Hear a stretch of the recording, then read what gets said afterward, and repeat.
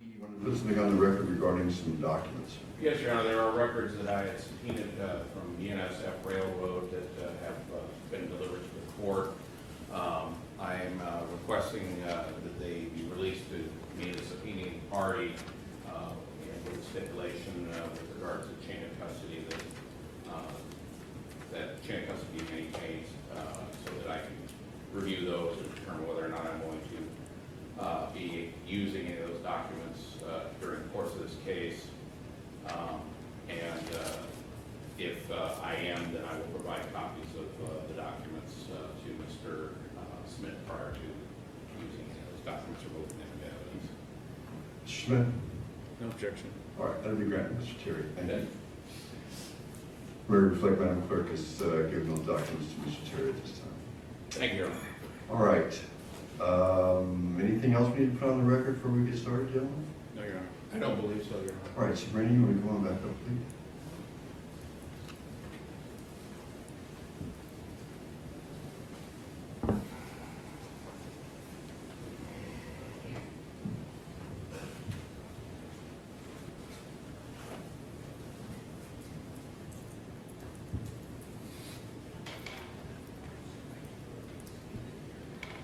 Mr. Terry, she's still on the stand, subject to cross by Mr. Smith, who's present in court. We do have all 12 plus 4 in the box. Good morning, everyone. Good morning. I apologize for the delay. That piece of equipment over there that we refer to as the Nomad, I think that's the name of the company that makes it, or the model number, was being temperamental this morning. We got somebody down here, and I think we've got it figured out. As much as we've paid for that thing, it better work. All right. When we broke yesterday, Mr. Smith was on cross. Mr. Smith, if you'd like to continue. Ms. Limon, when we stopped, you were talking about your husband having an affair with Kelly. How did that affect your relationship with your husband, since she was your best friend?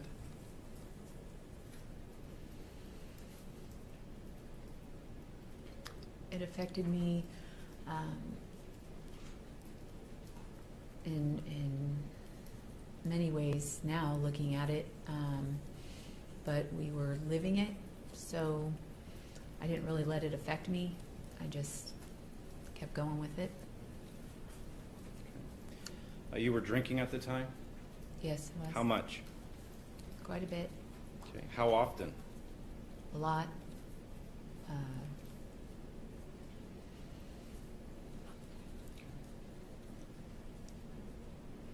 When you say a lot, what do you mean?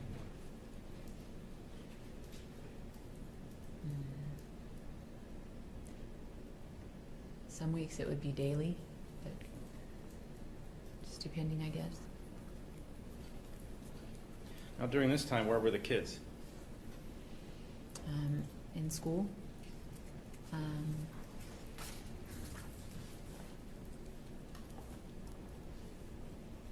Were you drinking while they were in school?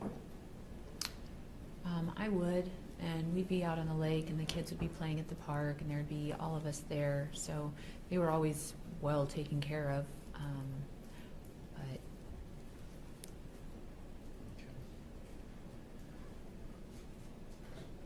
When you drank a lot, did that keep you from caring for your kids? sometimes it did, yes.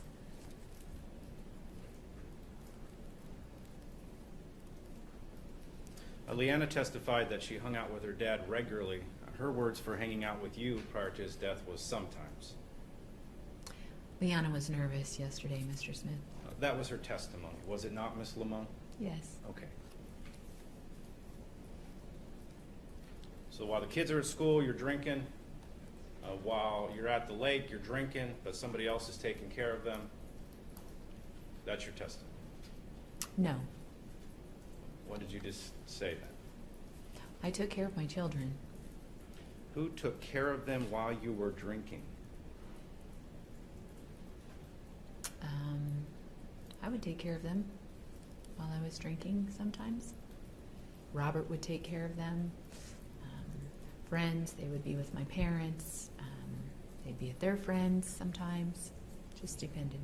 And did the children know to leave you alone when you were still drunk the following morning?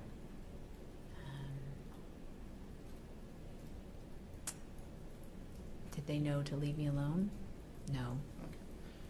During your interview with Detective Meyer, November 18th, this would be page 26, line 14 through 19, you said in parties and just kind of like that kind of lifestyle, more like now the kids weren't exposed to that firsthand. They were probably, not probably, they were exposed to me drinking, like too much. Mom sleeping, doesn't feel good kind of thing. Were they told to leave you alone when you were sleeping the next day, when you were drunk? Oh, no, I would get up and take care of the children if Robert was not home. If he was home, he would tell them to let me sleep. So what's meant by your statement, mom sleeping, doesn't feel good kind of thing? What does that mean? Mom's not feeling good this morning? Because of drinking. Unfortunately, yes, at that time.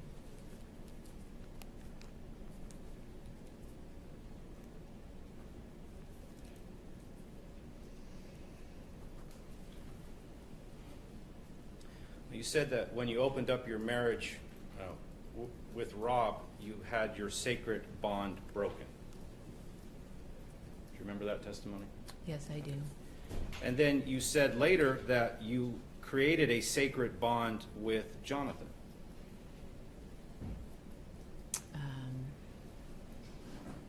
I didn't say I created a sacred bond, I don't think. I meant more along the lines of, I guess we had a one-on-one relationship versus an sharing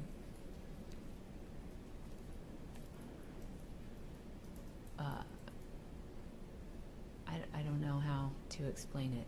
Okay. You had a sacred bond with Jonathan. That was your testimony yesterday. Okay, I guess that's how it felt. That's what it felt like. So your testimony today was that your sacred bond with Robert was broken, but you had a sacred bond with Jonathan.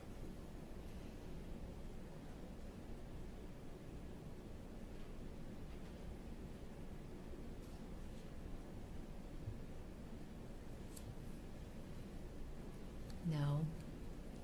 The question was that your testimony yesterday? I know the first part, my sacred bond with Robert, I felt like it was broken after we opened our marriage. That's all I meant. Now, why were you drinking so much after the sacred bond with Robert was broken? Well, that's how we functioned. I would not have behaved the way that I behaved and done the things that I had done without being under the influence, Okay. for sure. So you were covering the pain. At the time, I didn't realize it, but over time, it definitely was covering the pain with drinking.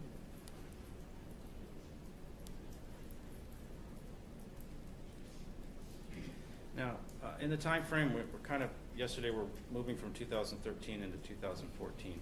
Did you feel like you were disrespecting your husband in your affair? Yes, there were times where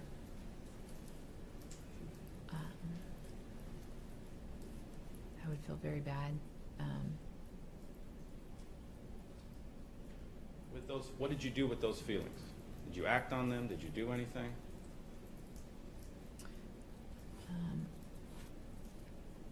There were discussions that I had with Robert privately. I'll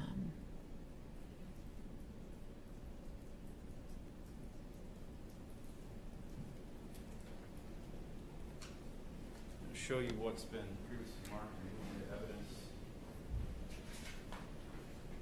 People 67.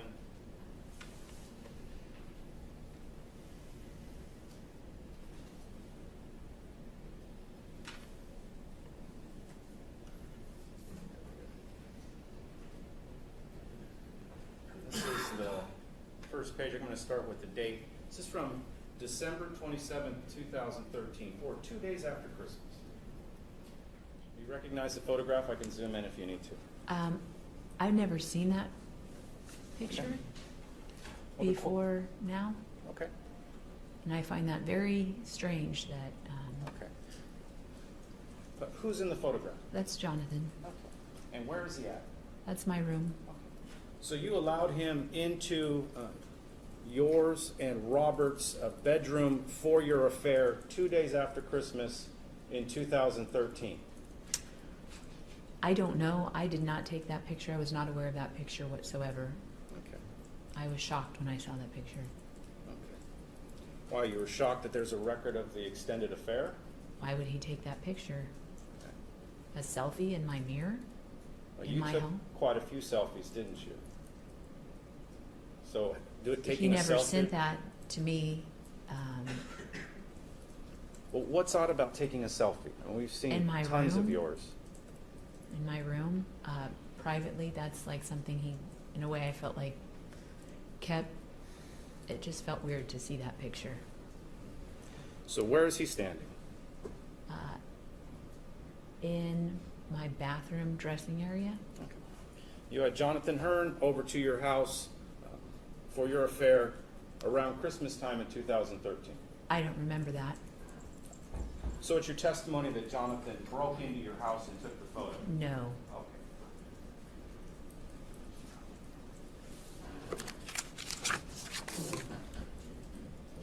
Now, when you were having Jonathan over to share the bedroom that you shared with your husband, did you feel like you were disrespecting your husband? I guess how I justified it in my mind was we had shared our bed with other people before, so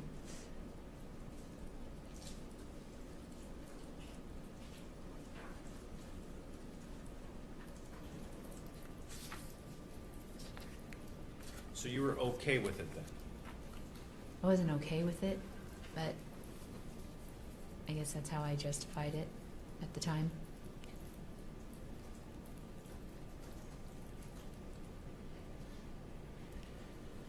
You also stated in early 2014 your priorities were off. What did you mean by that? They were very off at that time in my life. Drinking, partying, having open sexual relationships, then having a side affair.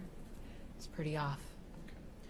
So there's kind of a discrepancy between how you're testifying. You're saying it was super fun, and then you're saying later on that your priorities were off. Which Yes. one is it? My priorities were off.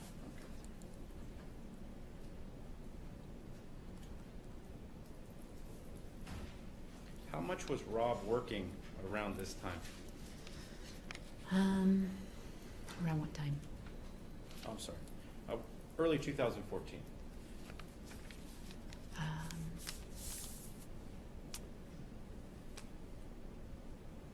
Probably quite a bit, I would say, but I don't really remember exactly.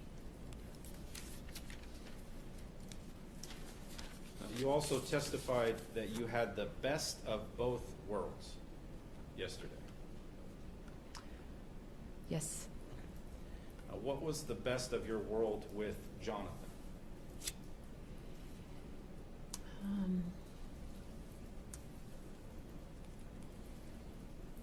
The best of my world. It was just a whole different experience altogether. Romantic, fantasizing, dreaming, just a whole different,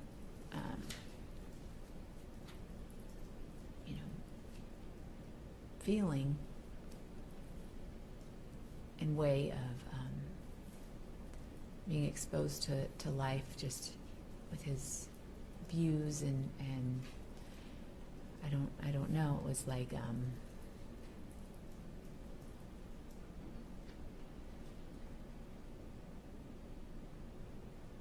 was just different, but I had a good life with Robert as well. All right. As to the world that you led with Robert, let me summarize what you testified to yesterday and some today. You were drinking heavily. You were with a husband that worked constantly. You asked him to go to counseling and he would not do it because he enjoyed the lifestyle.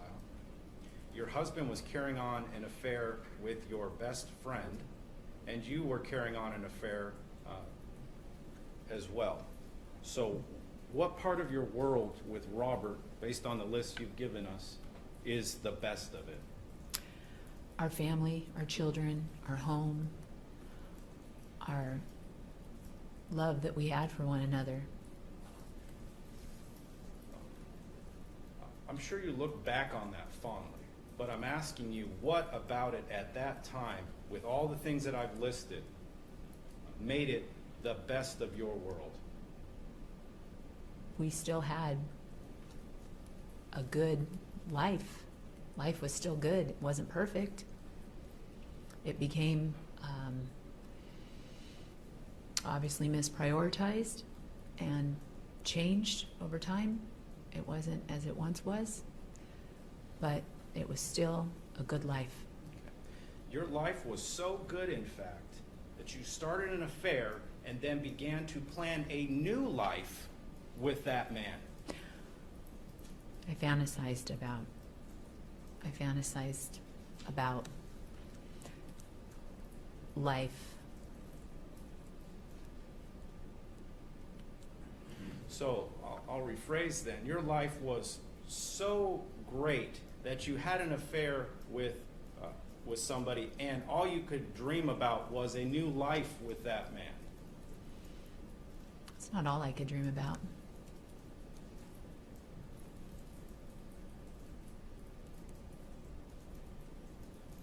What was going to be so good about your future with Jonathan that you would fantasize? I mean, that's a pretty strong word. Fantasize about it. Oh, I don't remember. In the moment, it was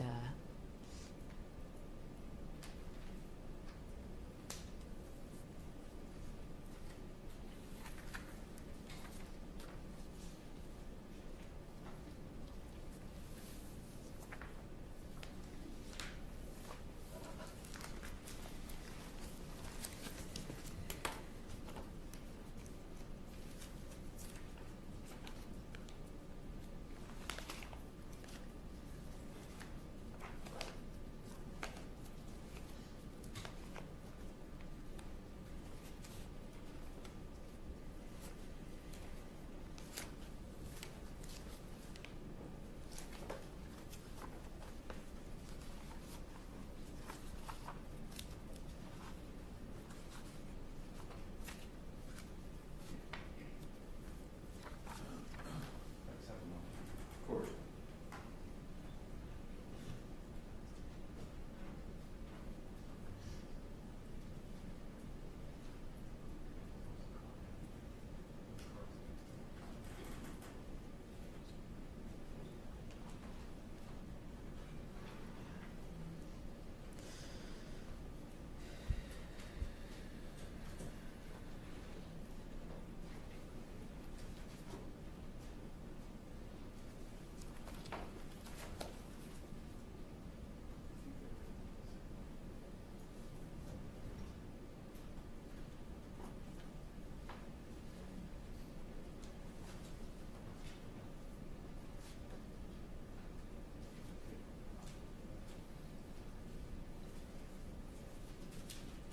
Show you what's been marked as People's 62. This is a card she wrote to Jonathan.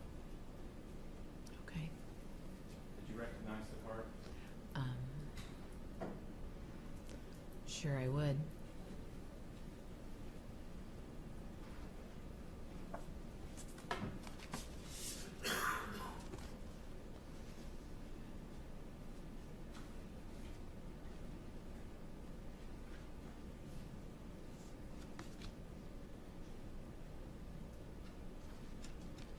Yep.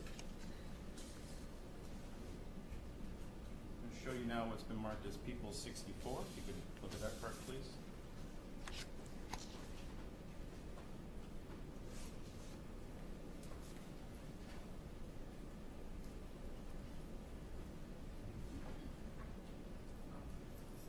People's 64. When is that from?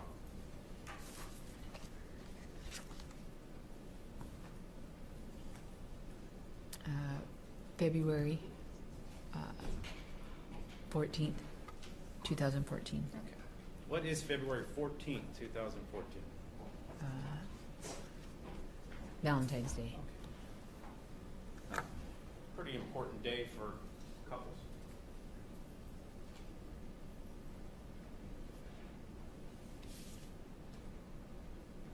Recall writing this note? I remember writing notes and cards, yes. What'd you write to Robert that year? I'm sure I wrote him a card as well. Start at the top. My Jonathan. I love you for finding the part of me that I never thought I'd find. Why did you write that? Because obviously that's how I was feeling at that moment. You were missing something in your life at that time. Apparently, I guess I was. I love you for wanting and needing me by your side. Why did you write that? That's how I was feeling at the time, I suppose.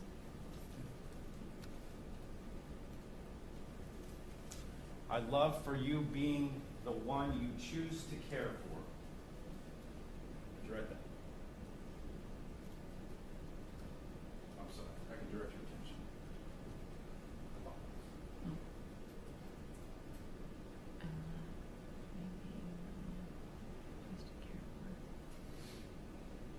I guess that's how I felt at the time as well. I love you for the special meaning you have brought to my life. Wrote that as well. I did. So he brought special meaning to your life. That implies you did not have that before. I definitely had special meaning to my life.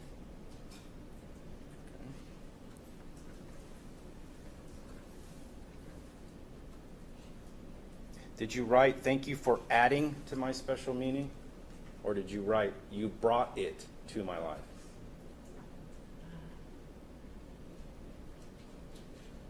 It says that you have brought to my life. I love you for hopes and faith in our future together.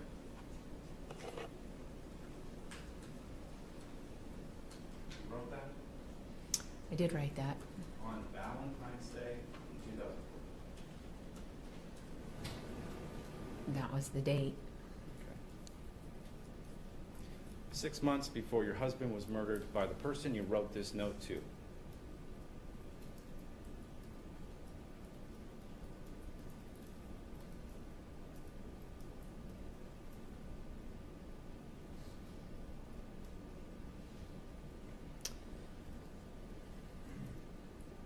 That's where.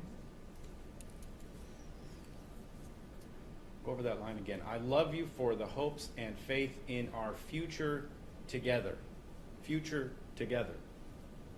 You wrote that. I did write that. Okay. And this was written 6 months before your husband was killed by the man you wrote that note to. That doesn't mean that I wanted my husband killed. That wasn't the question. This was written 6 months before the man you wrote this note to killed your husband. I'm aware of that today.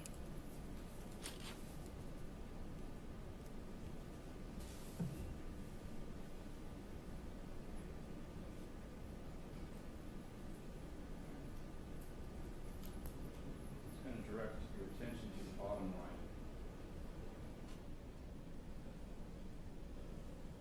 I love you for so many reasons. I've only written a few, but in all that years bring to us. This is something that is, you're planning a future together. What the years bring to us. It's not what the years bring to Robert and you. What the years bring to us. What did you mean by that statement? I don't know what I meant by that statement. Besides the life I was living with Jonathan, I'm sure the things I wrote to Robert were something I never want you to forget that you were made for me and I was made for you. So you were made for Jonathan. Jonathan and I would talk a lot about our paths crossing for a reason, purpose. We were meant to know one another, kind of a thing. So I guess that's how part of me felt. So since you were made for each other, you were meant to be together. I don't know. I was not in. We My just saw where you priorities were wrote- off at that time. We just saw we wrote a future together, and now you're talking about being meant for each other. Since you were made for each other, you were meant to be together. No, You realize these are your own words. I do realize that. Okay. What other stuff would you talk about with Jonathan about the future and your future plans? Oh, I'm sure many things. At the time, I don't.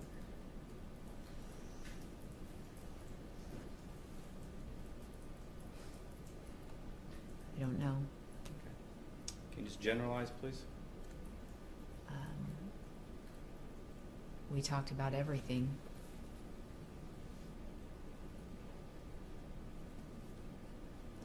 A lot of things. All right. Did you talk about how you're going to raise the kids? Not how we were going to raise the kids, how he would always make suggestions in regards to his opinions on children.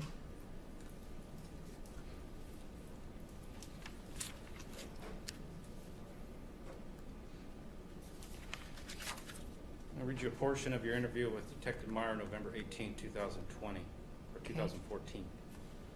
We talk about things, you know, and being together, the kids, talk about the kids, raising the kids. We talked about that a lot. Mm-hmm. How badly things were being done. Did you talk about that with Jonathan? That's kind of, I would talk, I just mentioned I would talk to him about the children, yes. Ms. Limon, I'm just using your own words. I'm not making this up. I'm just using your own words. I understand they sound pretty scrambled. I was not in a good place. So you talked with Jonathan about being together. Yes, And that's in line with what we've just seen up in the Valentine's Day note. I realize that. In your own words, you would talk about the kids, raising the kids. I didn't talk to him about him and I raising the kids.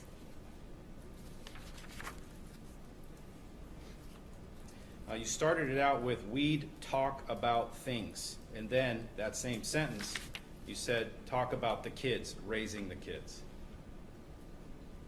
Talked about raising my children, yes, but I would take his suggestions and opinions on his views of raising children at that time.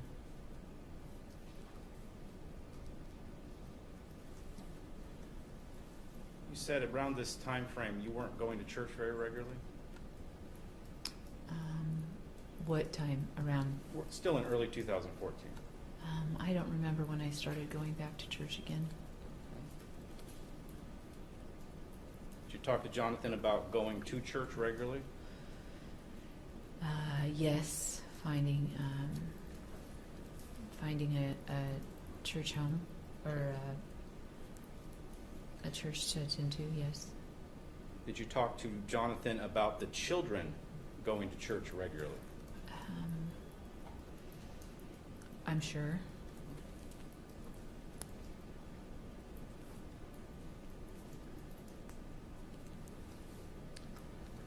You testified that you went to the property, a property of Mr. Hearn sometime around this time frame as well. guess it had rained, something like that. Do you recall testifying to that? Yes, I don't remember when that was, though. Okay. Was that before or after Robert's death? Before. Okay.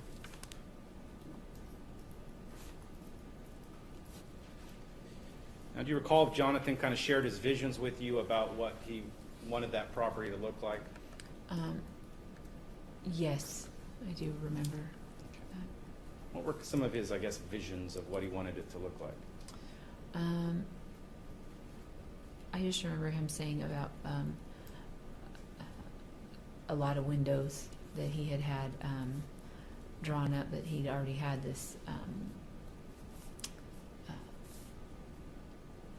plan, this whatever it's called, it was like he was already drawing it up, but this was early on. What did you think of the property? It was fine. It was nice. I encouraged him, told him it was.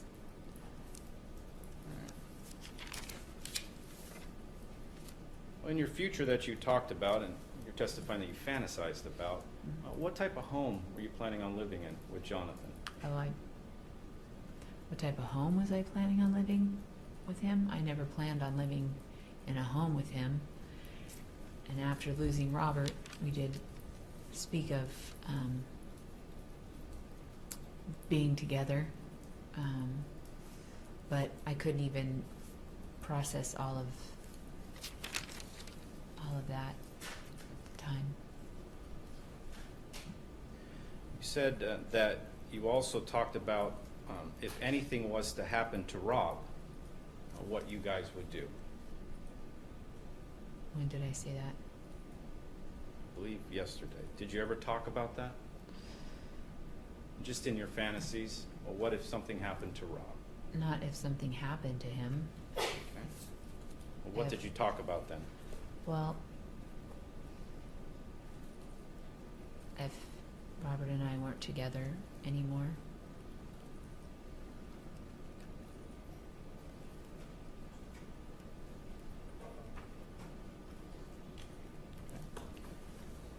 Did you talk about divorce with Jonathan? yes. What was the conversation like? I don't remember exactly what it was like. We would speak of it.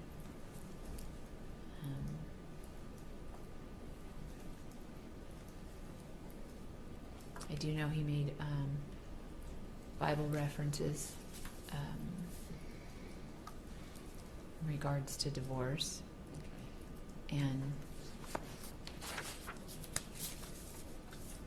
I don't know exactly what, I don't remember exactly how our conversations went. Okay. I'm going to read you another portion of a transcript. This is from your interview with Detective Meyer, again, staying with November 18, 2014. Okay. This is page 41, line 17. We talked about, divorce, and, I mean, like if anything was to happen to Robert, and then you said not gunshots, not that. So in that context, what did you mean by like if anything was to happen to Robert? I don't know what I meant by that. Well, you talked in the first part of the sentence about divorce. So you're not talking about divorce. So what does that leave? That leaves an accident. That leaves something horrible. If anything was to happen to Robert. I don't know what I meant. And these are conversations based on their context that you had, again, this is your own words, with Jonathan Hearn prior to the death of your husband.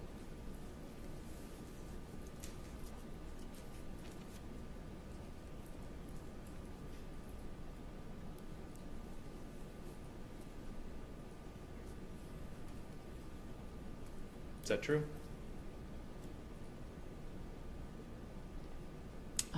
My interviews with Detective Meyer, I was not in a good place. I was scared. I was nervous. So my conversations with Detective Meyer were, I've listened to them and I don't understand some of them myself, so. Okay. So you're going to testify that your conversation with Detective Meyer that we all watched, which was a very cordial interview, and now you're going to testify that you were scrambled and didn't know what you were saying. Yes.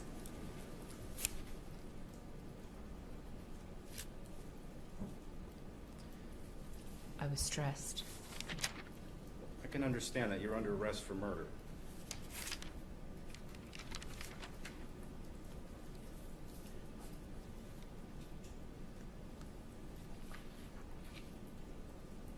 Did you talk about starting a whole new life with Jonathan? Did I? No. Did you talk to him about starting a whole new life with Jonathan? I'm not talking about planning the murder. I'm talking about starting a whole new life. Did I talk to who? Jonathan Hearn. About starting a whole new life? Yes. Yes, we would.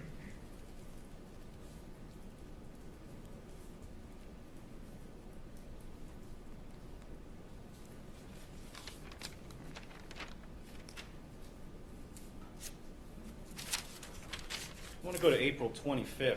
Do you recall, now that you've kind of seen some phone records and some cell tower information, do you recall that weekend? Does it stand out at all to you? What was the date? I'm sorry. April 24th, April 25th. Does that weekend stand out to me? No. Leanna's birthday's on April 20th. So that's all that stands out to me in April. April 25th, according to the records, is the day you got the burner phone that we've heard so much about. So does that help make the day stand out? No.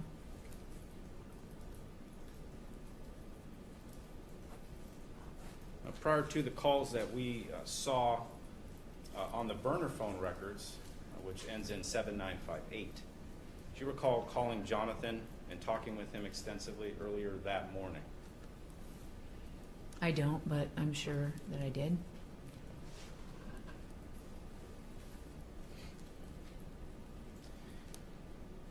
Now, what did you talk with Jonathan on that day? I mean, that's a day you got a burner phone. I'm sure the conversation had to be about getting a phone. Well, I had gotten prior phones.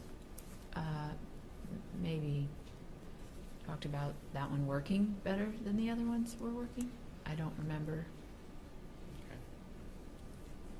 Along with other things, if it was a long conversation.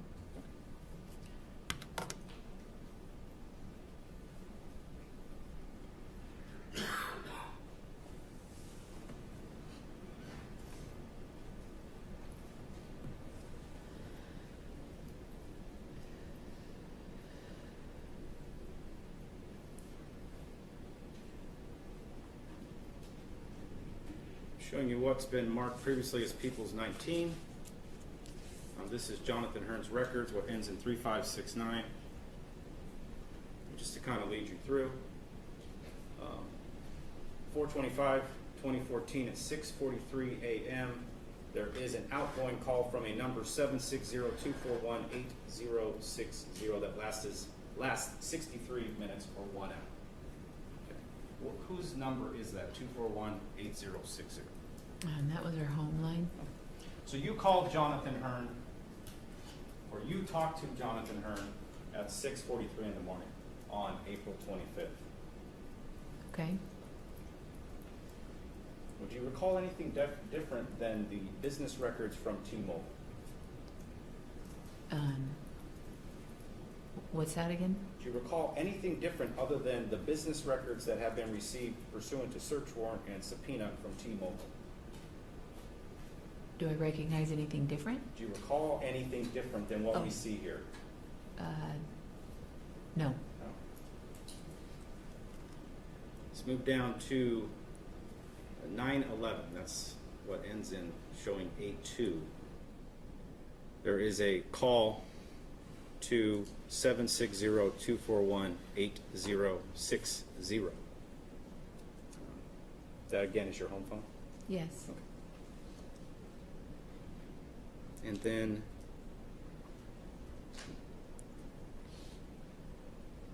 at 9:45 a.m., another call, 760-241-8060. That's a call to your home phone. Do you recall talking about the burner phone or burner phone that day? I don't remember.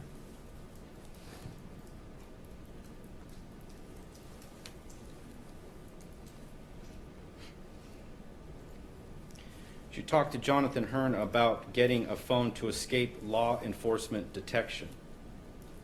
No. Okay. Well, we see all these calls that are going to 241-8060. They end on April 25th when you get the burner phone. So, It was so Robert wouldn't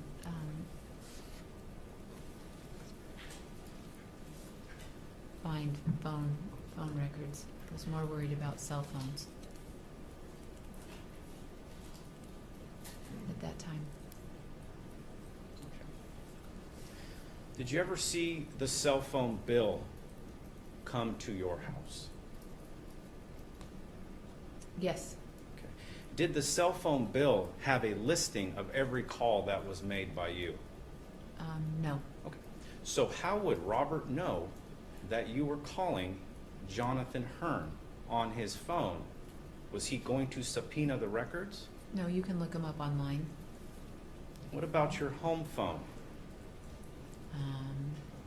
I'm not sure.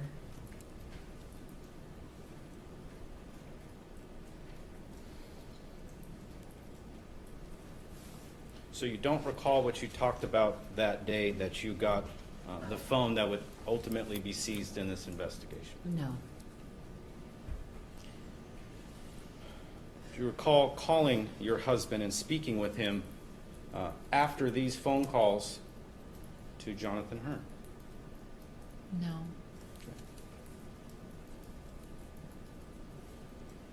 So do you know if you called your husband on April 25th, 2014? No. Do I recall calling him? Yes. No.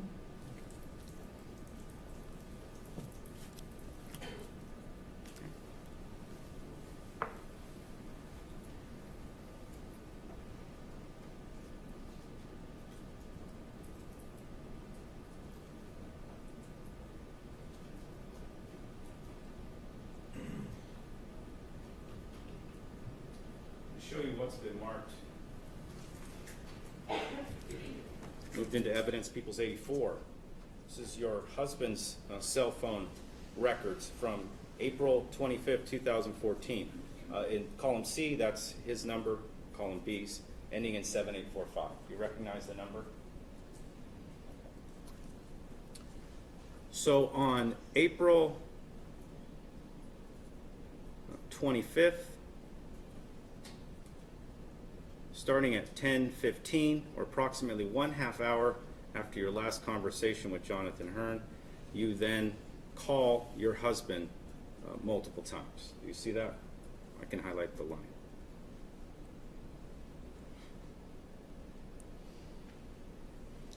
The calling party number is 241-8060. Whose number is that? That's our home phone number. Okay. You called the number 7845. Whose number is that? That was Robert's cell phone number. And that occurred at 10:15 and lasted about a minute and a half. Okay. You made subsequent phone calls as well to your husband. There's one at 1 o'clock as well from the home phone. Probably. So as it relates to April 25th, 2014, you did call your husband on that day. If that's what it shows, then yes, I did. And on April 25th, 2014, you called your husband after talking extensively to Jonathan Hearn. That was nothing out of the ordinary. Well, you earlier Unfortunately. testified you don't remember what you talked about. I don't remember what we talked Okay. about. That was nothing out of the ordinary. Ms. Limon, if you don't remember what you talked about, then you can't say it's nothing out of the ordinary. I talked to Jonathan a lot, and I talked to Robert a lot.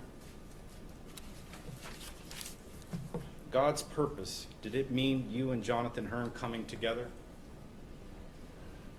I suppose that was part of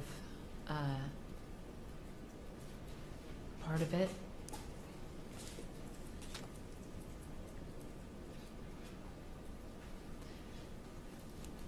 That was used a lot in our dialogue at that time. Would it be fair to say that you and Jonathan kind of use buzzwords or code words when you were talking to each other? Like what? Well, God's purpose. It seems like kind of the way it's used kind of seems like a code word. No, we use that word a lot for everything. A lot of things. Okay, well, what else did you use it for? Every person, place, and thing. I feel like now looking back, that was we spoke a lot about that.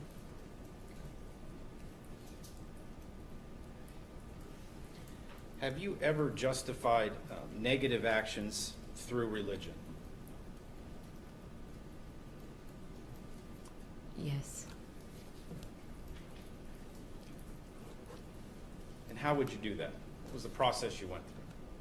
Well, at the time, I didn't feel like it. I felt like things that we were speak about were in depth, and they felt at the time biblically based speaking. It felt right, praying, finding purpose in what God's word and things like that, but it's definitely misplaced. Okay, so what actions were you justifying with this biblically based research you were doing with Mr. Hearn? Objective characterization is Rephrase research. that, Counselor.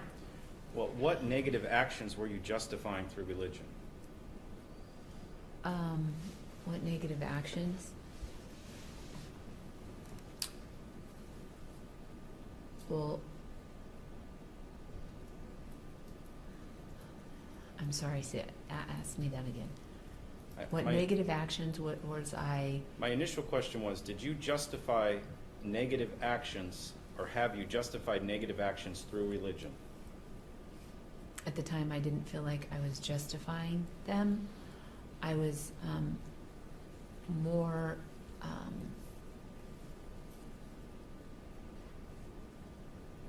kind of feeling bad. Jonathan would we read Proverbs, the book of Proverbs, every day, or he'd want me to read it if he couldn't speak to me. He'd want me to memorize scripture. And so I kind of felt bad because a lot of scripture was definitely opposite of our behavior, my personal behavior, and my behavior in my marriage, and just in general, all the way around. All right, so the study of Scripture made you think that what you were doing was not right. Who I was not right, I guess.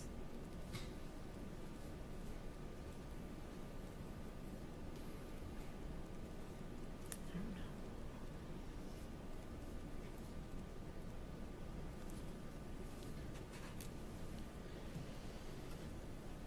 know. Moving on to May 23rd, 2014. The week prior, you knew that Jonathan was in Monterey for some type of training session. Yes. Do you recall speaking with Jonathan on his return to home? Yes, I don't remember. I feel like there were different times that I had spoken to him on his trip, but and I remember his sister being with him on that trip. And you would know that how? He had told me. Was his sister with him on the trip in Monterey visiting, or was she with him on the trip home? I'm not sure. I believe there. In Monterey? Yes. Okay. So you're not aware of who was with him on his trip home? No, I don't remember. Okay. Where was Robert that day? I don't remember that day specifically.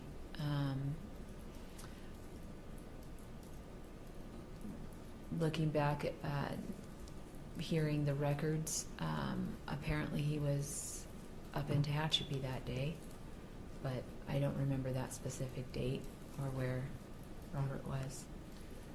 You've testified quite a bit that you and Jonathan shared every detail about your lives, what you were doing. Most. Many.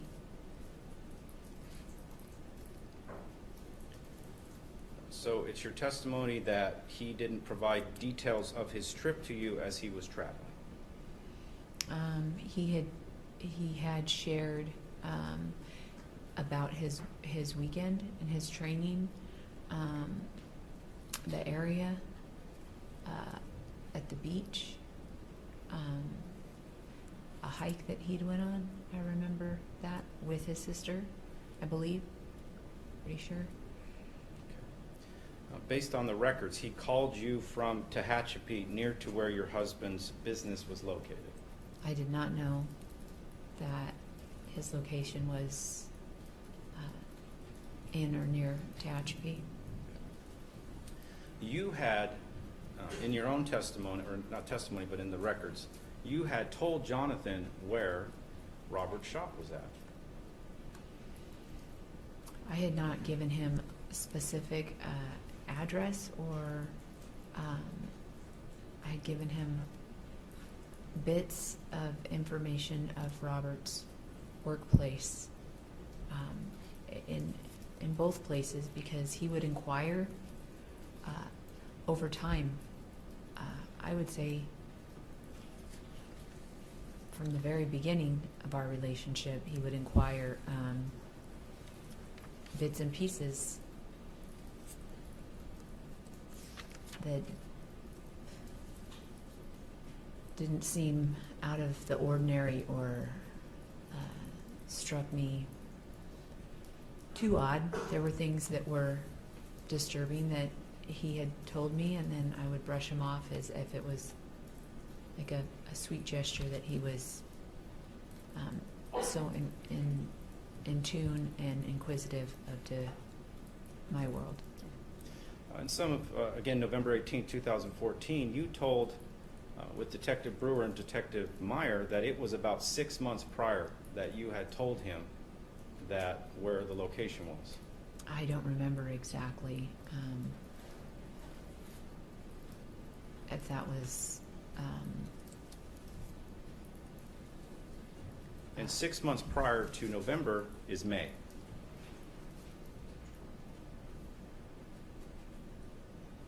I don't remember. That was a guess on my part.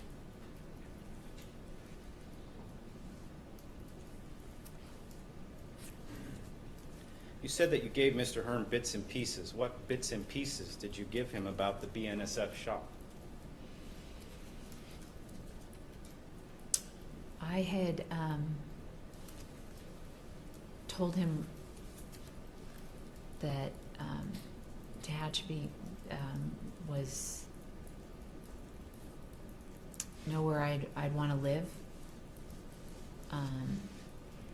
and I had explained what it was when the children and I had been up there, and what that was like, and what Rob did there, and things Robert would tell me about his adventures up there, working.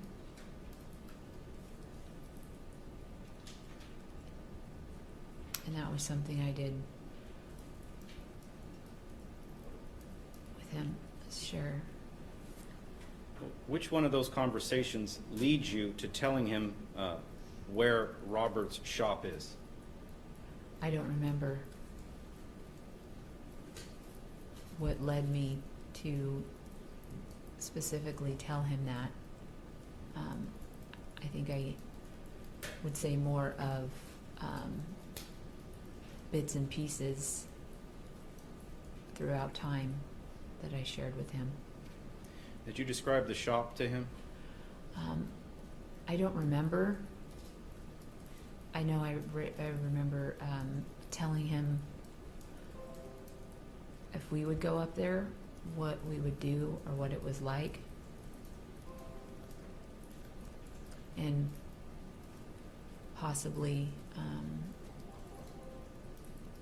there would be descriptions of the shop, possibly. Okay.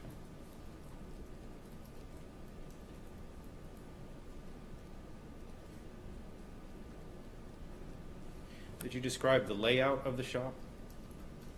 No. So when you're giving descriptions of the shop, what are you talking about? Probably how the kids would play, or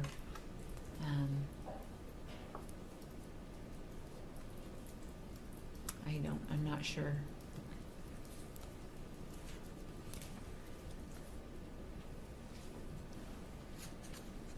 We'll move on to August of 2014. On August 17th, what were you doing that day? If you could just describe your day up until you got the notification.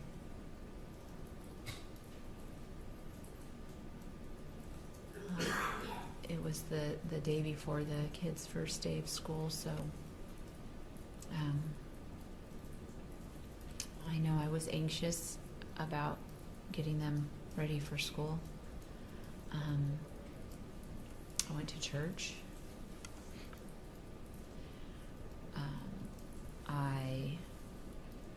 Robbie was at a friend's, and I wanted Robbie home, and I wanted to get them on school mode.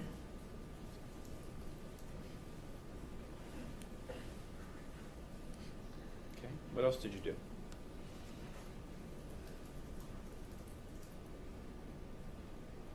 I did talk to Jonathan that day. And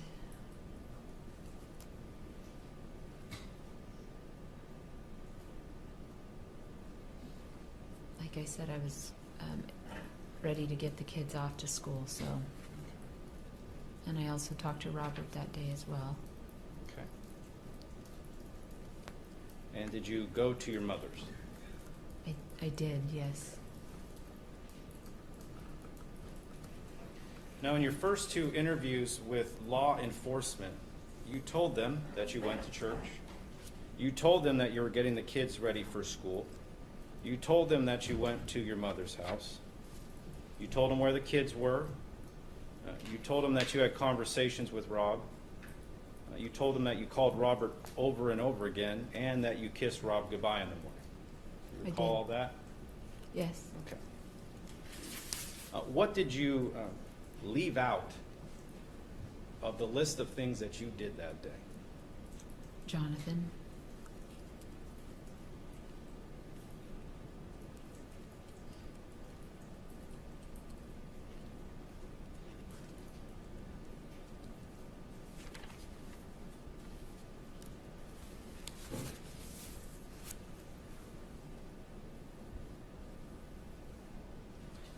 You You said you talked to Jonathan that day. Do you know how long you talked to Jonathan? I don't remember exactly how long. I added it up. 223 minutes. 3 hours and 45 minutes you talked with Jonathan Hearn prior to him leaving to go kill your husband. I did not know he was leaving to go kill my husband. That wasn't in the question. 3 hours and 45 minutes prior to him going to kill your husband. Question. Ask your questions. Did you talk to him for 3 hours and 45 minutes prior to him going to kill your husband? You just said I did. Okay. Well, let's go to the records. That was nothing out of the ordinary either.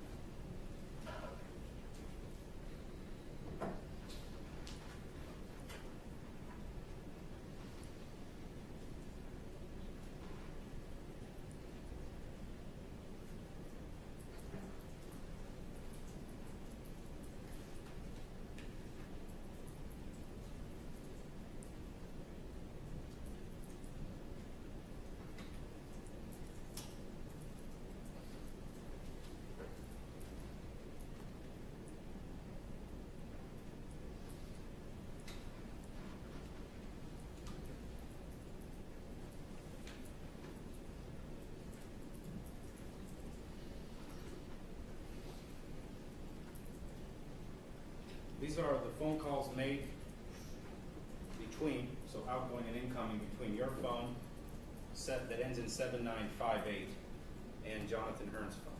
Starting at 6:40 in the morning, you talked to him for 34 minutes. You recall what you talked about?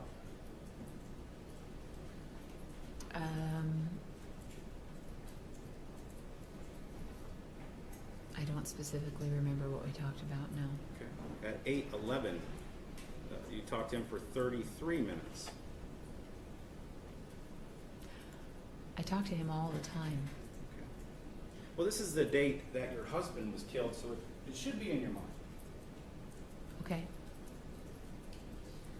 At 8:47, you talked to him for 46 minutes.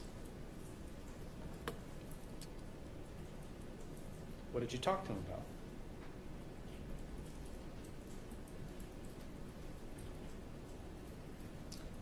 I'm sure I let him know that I was anxious for the kids to go to school, going to church, and I don't specifically remember.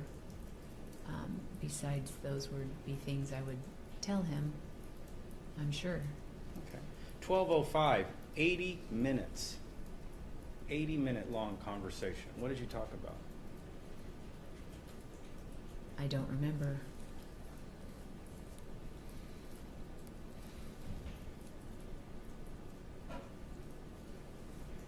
One hour and 20 minutes you were talking to him.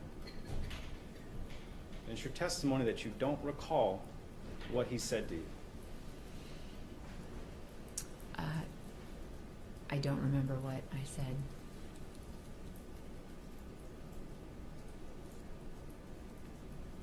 Nothing that stands out besides what I would assume, what I would talk about at that moment in time. Well, generally you would talk probably, if it's 80 minutes, about what you were doing that day. Probably, yes. Do you have those types of conversations with Jonathan where he would tell you what he's doing that day? Yes. He didn't tell me he was going to Tehachapi to kill my husband. 3 hours and 45 minutes, and all you can think of that you talked about is that you were anxious for the next day. I don't remember exactly what I said, but we would talk for hours upon hours, and what I could tell you right now is I don't remember exactly what those hours consisted of, because that was then and this is now. In some of your recordings, I believe with Detective Meyer, you talked about how your husband called about 1 o'clock. Yes. Okay. Do you remember what phone you spoke to him on? It would probably be our landline. Okay.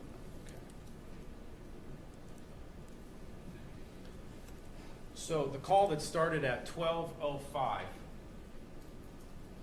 that one lasted 80 minutes. That means you got off of that call around 1:30. Okay. So what did you tell Jonathan, since you were on the phone with Jonathan when you talked to your husband, that your husband had said to you during the conversation? What did I tell Jonathan what my husband had said to me? Yes.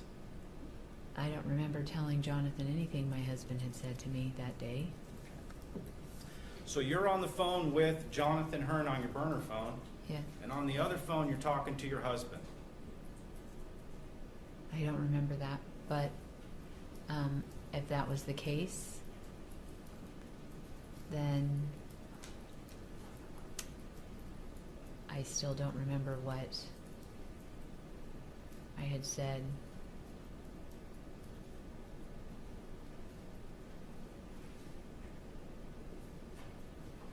That was nothing out of the ordinary either at that time in my life.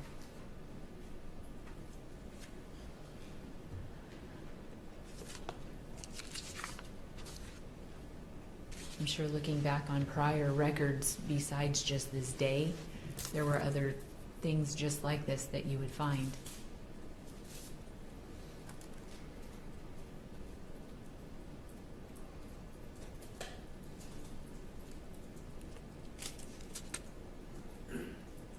Well, you provided a pretty extensive list of what you talked to Robert about to the detectives the day they talked to you.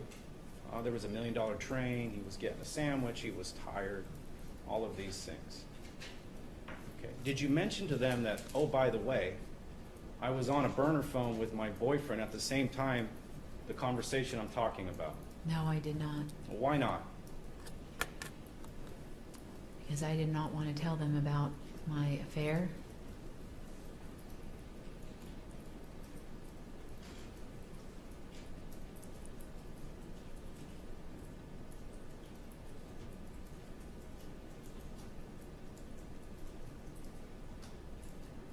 I'm drawing your attention to lines ending in beginning in 421. This is a call dialed from 7845, your husband's phone, to your landline, 241860. Okay. That happened at 1306. There's the next call at 1306. Lasts for 100 seconds or a minute and a half. That one goes from your husband's cell phone to your cell phone. So, based on the records, burner phone in one hand with Jonathan Hearn, who's within a half an hour of going to kill your husband, you on your other phone talking to your husband. They were minute-long phone calls to Robert, Well, that's what the business records show, yes. and it shows I answered the phone. Yes. Actually, Your Honor, I object, no evidence. Support that. There was testimony that if there's an F, it's a voicemail. So it is a call. Your Honor, that's with regards to cell phone. There's no evidence with regards to a landline. So my Proceed, Mr. Okay. So you're on your phone from your husband's. He's calling you to your cell phone at 1 o'clock. This is what you told Detective Meyer. well, when I had talked to Robert, it was longer than a minute. Okay. Where is that in the records? There's one. There's no other phone calls prior to that time that go anywhere other than voicemail? I had talked to Robert that day Okay. multiple times. I agree. It shows that you talked to him at 9:33, at 7:53. But you told Detective Meyer that you were talking to him about 1 o'clock, and this record shows a call at 13:06 between your husband's cell phone and your cell phone. To me, that would sound like maybe the answer machine picked it up and I didn't answer because I was on another call with Jonathan. So why did you tell Detective Meyer you called him and talked to him about 1? I wasn't sure exactly what exact time it was that I had talked to him, but I know that I talked to him multiple times throughout the day because of details that he had told me about his lunch and what he was doing, Okay. Do you and need that me, was nothing out of the ordinary either. you need me to go through the records to show you Robert's cell phone activity that day? No, you don't need to do that. Okay, so we just have to go off your word, contrary to the cell phone records. No, if you want to, you can. So based on the records, you're on the I didn't phone have with... these records at the time in front of me when I was being asked what time I had spoken to Robert or not spoken to Robert. So based on the records, you're on the phone with Jonathan Hearn and on the phone with your husband. What did you tell Jonathan after you got off the phone with your husband? I don't remember what I told Jonathan.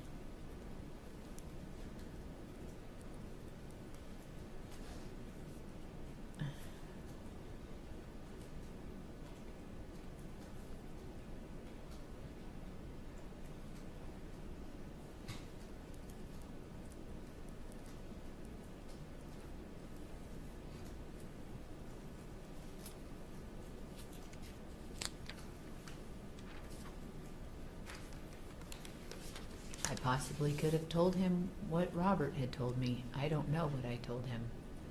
I don't remember.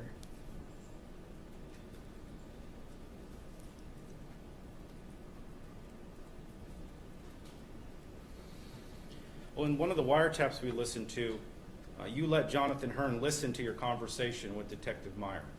Do you recall doing that in regards to this phone call? In regards to this phone call? The phone call at 13:06 on August 17, 2014. Repeat that, I'm sorry. In one of the wiretaps, you let Jonathan listen in via phone to your contact with Detective Meyer. Do you remember that? Yes. from Did you do listening. that on August 17th? No, I did not. Absolutely not. Never did I do that.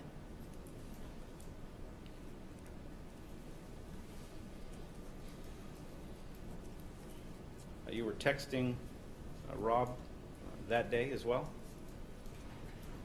Yes. Okay. We saw some of the text messages. Okay. You were texting Jonathan Hearn as well? Yes.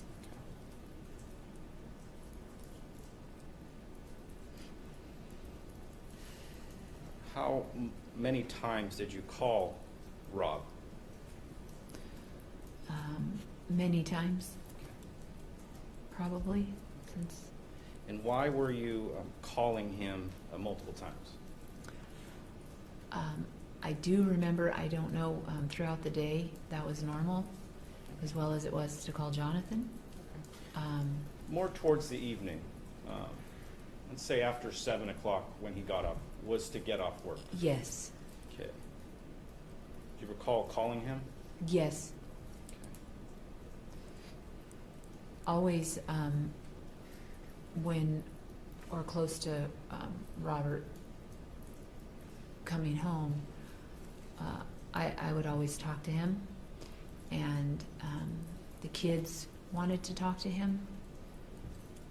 Okay. So you were calling, as the evening progressed and you didn't hear from Robert, you were calling him, in your words, to find out where he's at. Yeah, when he was coming home, Okay. when he would be home, because it varied.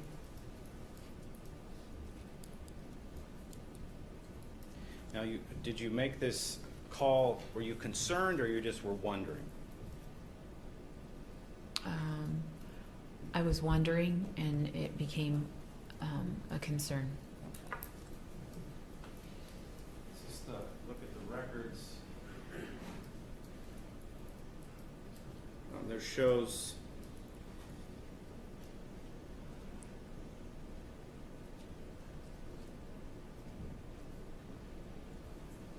quite a few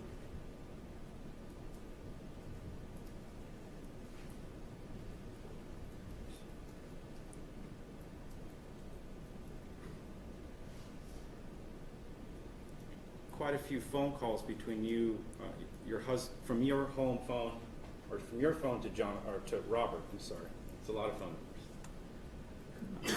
You started calling him around 17:01 or 5 o'clock in the evening. Does that sound right? If that's what it shows, then yes. I'm sorry. It goes to voicemail in. Let me hide it. So let me make it so you can read it, Ms. Limon.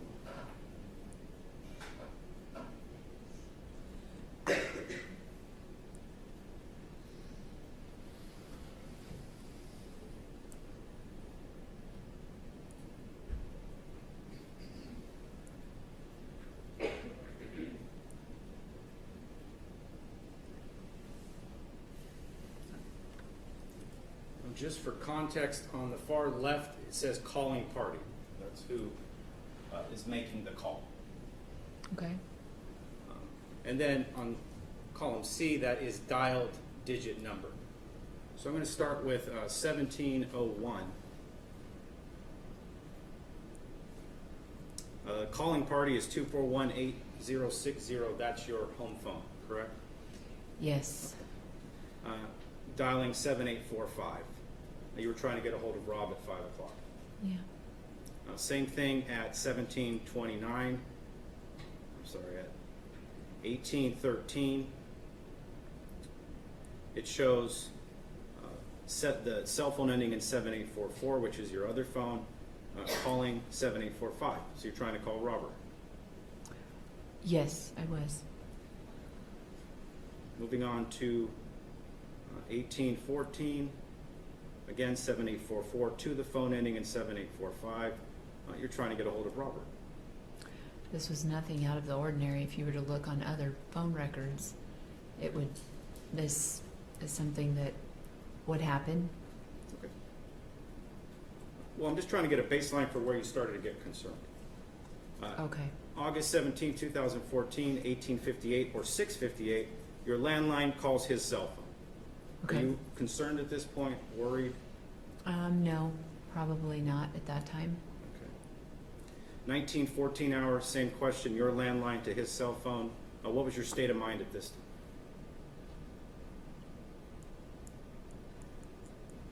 I don't remember exactly what my state of mind was, but I wasn't,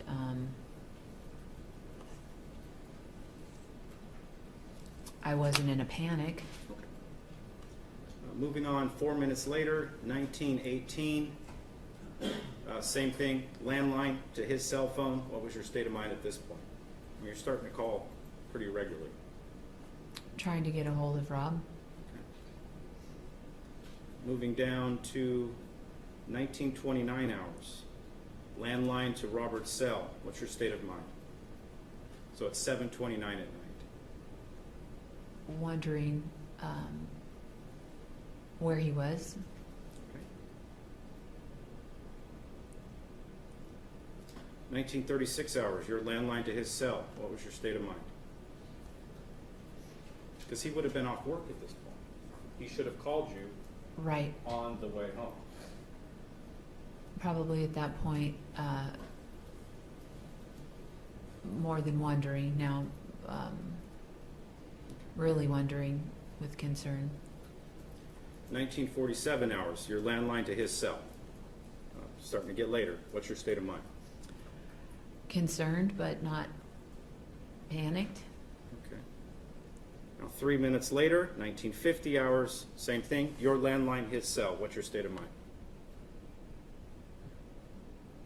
The same, probably. Okay, 1 minute later, your landline to his cell. What's your state of mind? Wondering when he was coming home.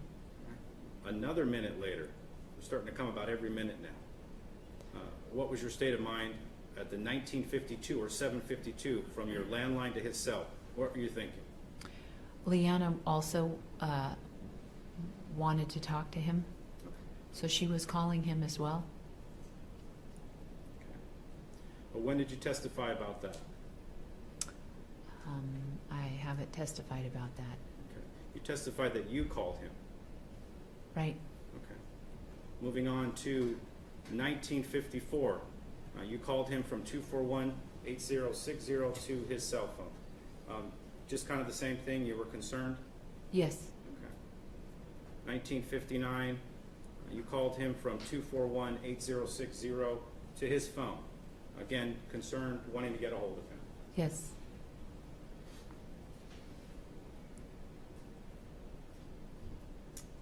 At 8 o'clock,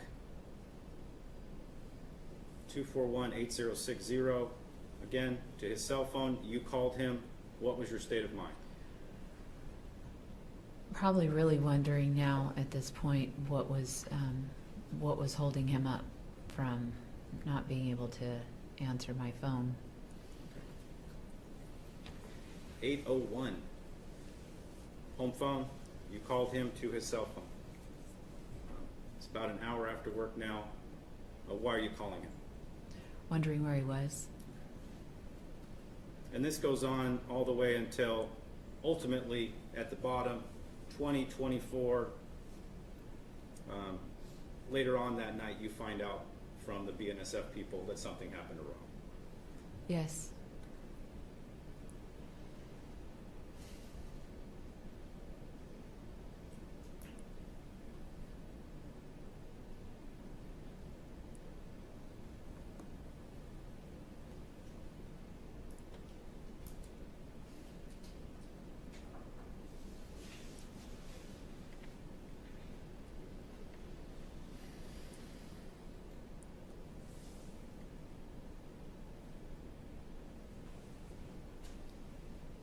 I'm going to direct your attention to a particular call.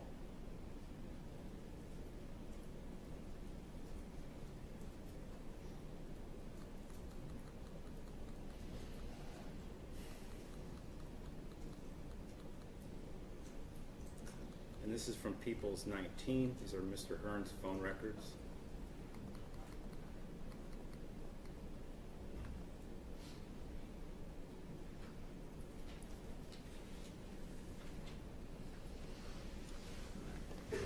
They're hard to see, but at 7:50, there's an incoming call from 7958.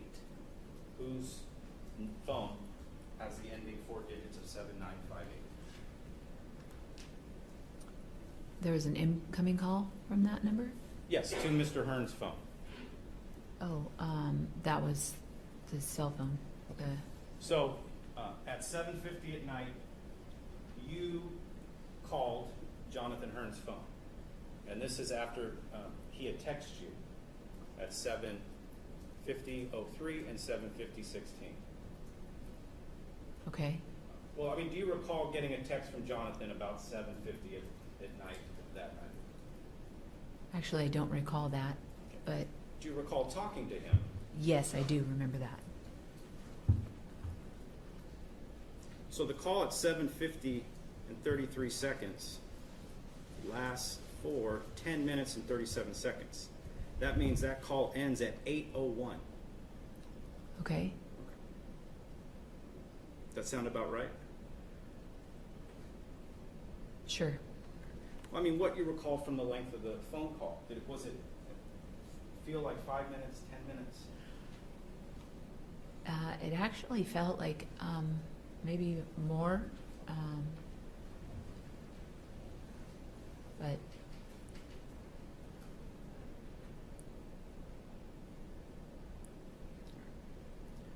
So I'm going to take you back to Robert's cell phone records.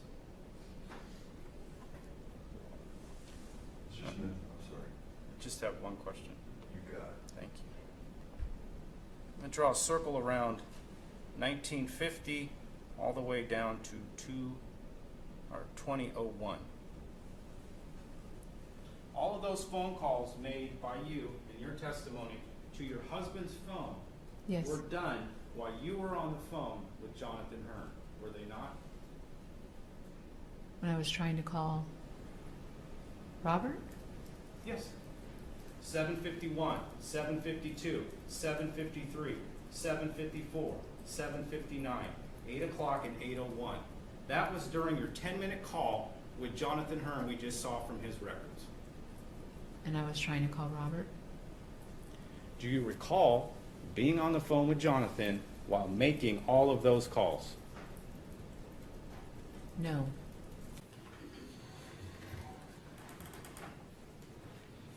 Now, I know we've called it a burner phone a lot, but did you call it by that? That's what Jonathan had referred to it as. But So- what did you call it? A burner phone. Okay. So that it's okay to use that terminology because you used burner phone as what you called it. Yes. Okay. Now, as to the burner phone, where did you hide it? Like, in the course of having it, where did you hide it? In my nightstand? Did you keep it on top of stuff or hidden within the nightstand? Tucked in the drawer.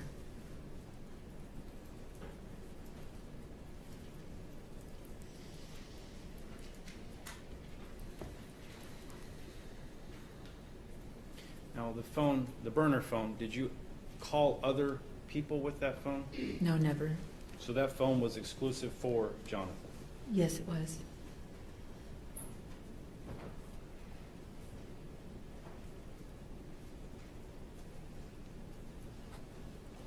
Did you keep it pass-coded? Which is where you have to put something in to open up the phone? I don't remember that. Maybe, but I don't remember that. Well, you've hidden this phone in a drawer tucked in the far back. You weren't concerned that anybody... Objection, this states a testimony. Was there testimony that was tucked in the back? It's a logical inference, but I guess I could restate. Sustain. You kept this phone in a drawer, hidden. Yes. Okay. Were you concerned somebody would find it? Yes. Did you take any other steps to ensure that Robert wouldn't find the phone and look through the phone? I would just make sure it was well put away.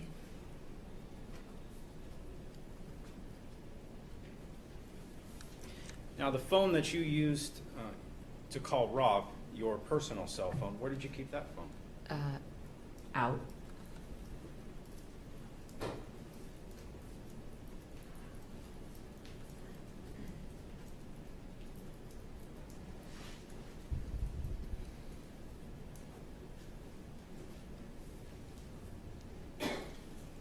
Now, the photos that we've seen throughout this, those actually came from your personal phone to Jonathan. Is that, if it was 2013?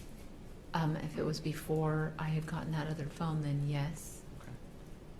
Now, once you got this secondary phone or burner phone, did you still send him photos? Yes, I'm sure I did. What types of photos? I'm sure all types of photos. Okay. So similar to what you had done throughout your relationship. Yes. And he would send you photos as well, photos of himself? Yes. Would he send you explicit photos too? No, I don't really remember any. Okay. So they were primarily of him clothed? Maybe some with the shirt off or, Okay. I don't know.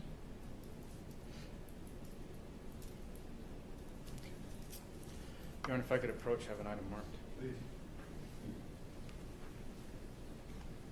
Peoples 98 and 99 marked next in order.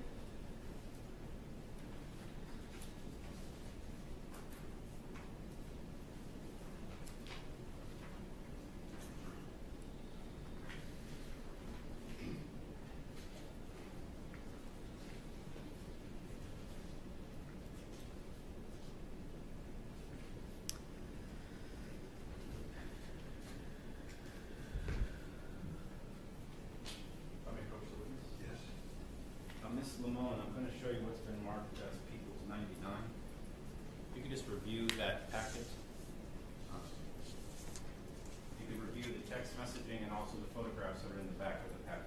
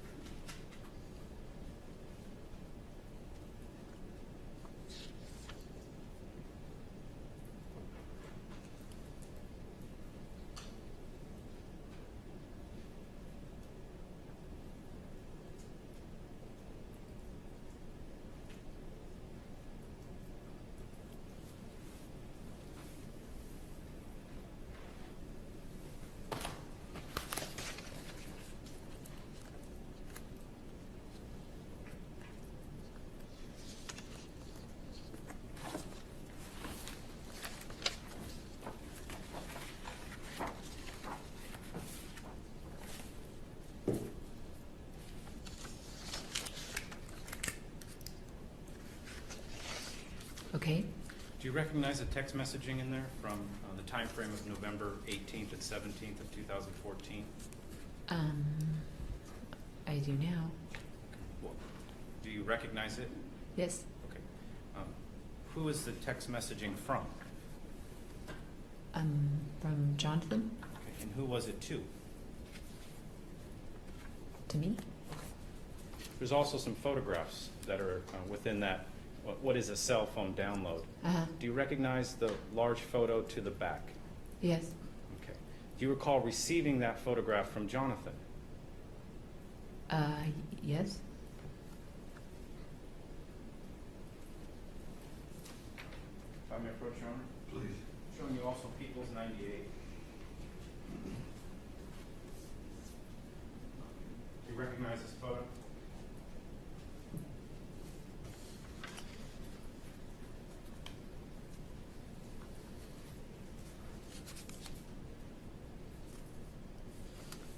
No.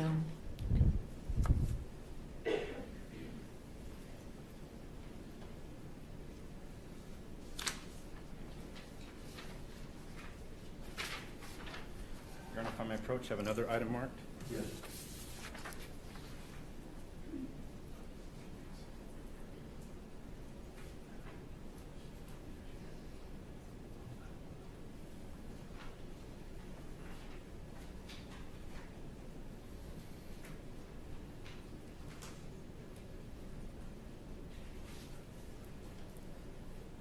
Peoples 100 and 108 marked next in order.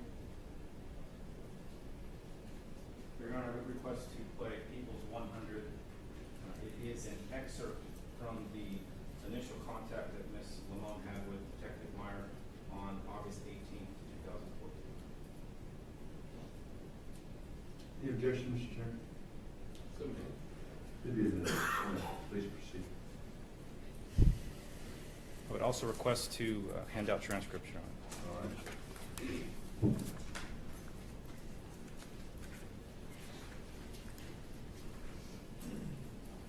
This is audio. It is, Your Honor.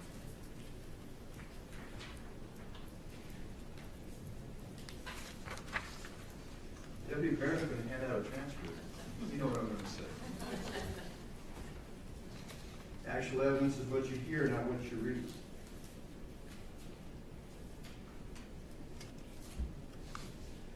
Those of you old enough to remember records that came in album form, on the inside it would have a sleeve that contained the record, and on the sleeve would be the words to the music. Wasn't always right, but it was close. Same idea.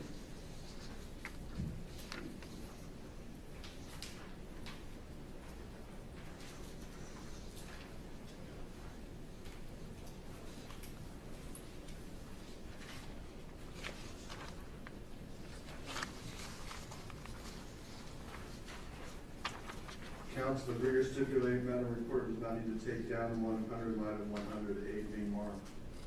So stipulated. So stipulated. Thank you. Mr. Smith, it does appear everybody has a copy. Proceed,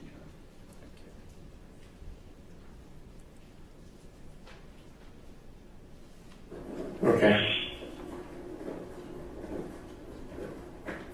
Okay, now, as far as Robert goes, do you know of him having any trouble with anybody? Never. Never? Never. Everybody loves Robert. Okay. Loves him. And so everything going pretty normal with your guys' relationship? There was no issues or anything like that? No. Okay. Love him so much. And he hadn't had, there was nobody you can think of that might be upset with him, or he's never told you before that? No. Okay. How about his coworkers? How does he get along with his coworkers? Great. Okay. Everybody. Tell you what, everybody loves Robert. Everybody. So no one had ever, he had never told you that he was having any issues with any of the coworkers at all whatsoever?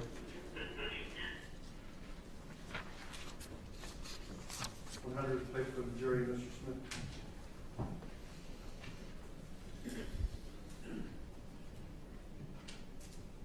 Ms. Limon, do you recall this being from your initial law enforcement contact over the phone with Detective Meyer? Yes. Okay. If you recall, how long after you had been told Robert was hurt or killed did you speak with Detective Meyer? And as an estimate. Hours. So what we've heard right now is hours after you've been told your husband was deceased. Yes, if that was the first call that Detective Meyer had, the first time speaking with him. Now, you've talked a lot about that you wouldn't want to sully Robert's legacy. That's kind of what you're using as your reason. Is that fair? Yes. Okay.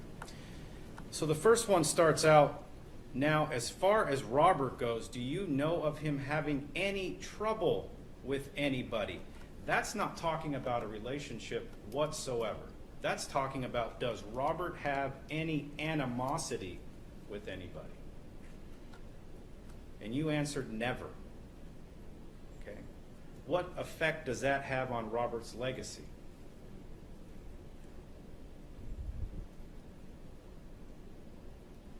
Robert didn't have, he didn't have trouble with getting along with others. Okay. Well, I think there was a guy that he told over and over again to stay away from his wife. Do you recall that?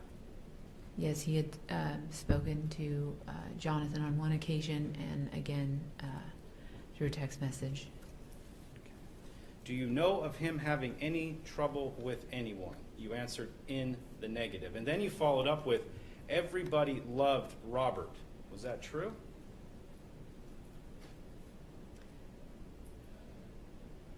That's how my heart still feels till this day. Okay. Jonathan loved Robert. I wasn't thinking about Jonathan at that time at all. And then the question was asked, is there any issues with your relationship? After you've been asked if Robert has any problems with anyone. Right? Okay. To that you said no. Yes. Okay. So far we've got 3 lies to law enforcement within the first few hours. Is that fair? Objection, lack of foundation, misstates the evidence. Overruled.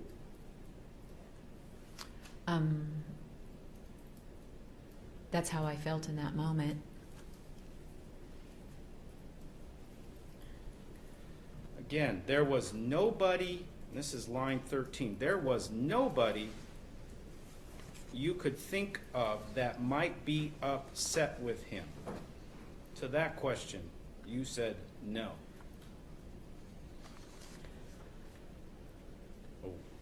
Why did you say no? Because nobody came to my mind that would be upset with him. When you talked to somebody that day or the day prior for 3 hours and 45 minutes that was upset with him, didn't like how he treated you, didn't like how the kids were being raised, and you're saying that didn't come to mind. No, and that's not the discussion for 3 hours and 45 minutes that I recall. Okay.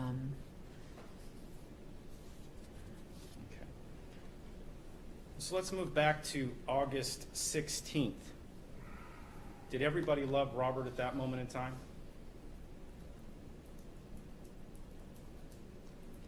I felt that way in my head, in my world. Okay. What about Jonathan? Jonathan was critical, not only of Robert, not only of how he, opinions he would give me, ideas of to things that might better direct the children in my raising them. But he was critical of people, places, and things, not just Robert or me or my children, our children.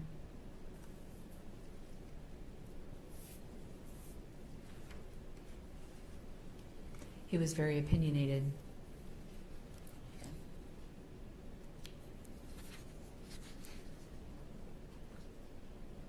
Then you're also asked if Robert had any issues with any coworkers, and to that you said no.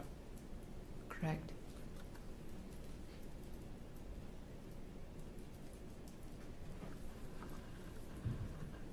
And it is true from what we've heard, Robert did not have any issues with any coworkers.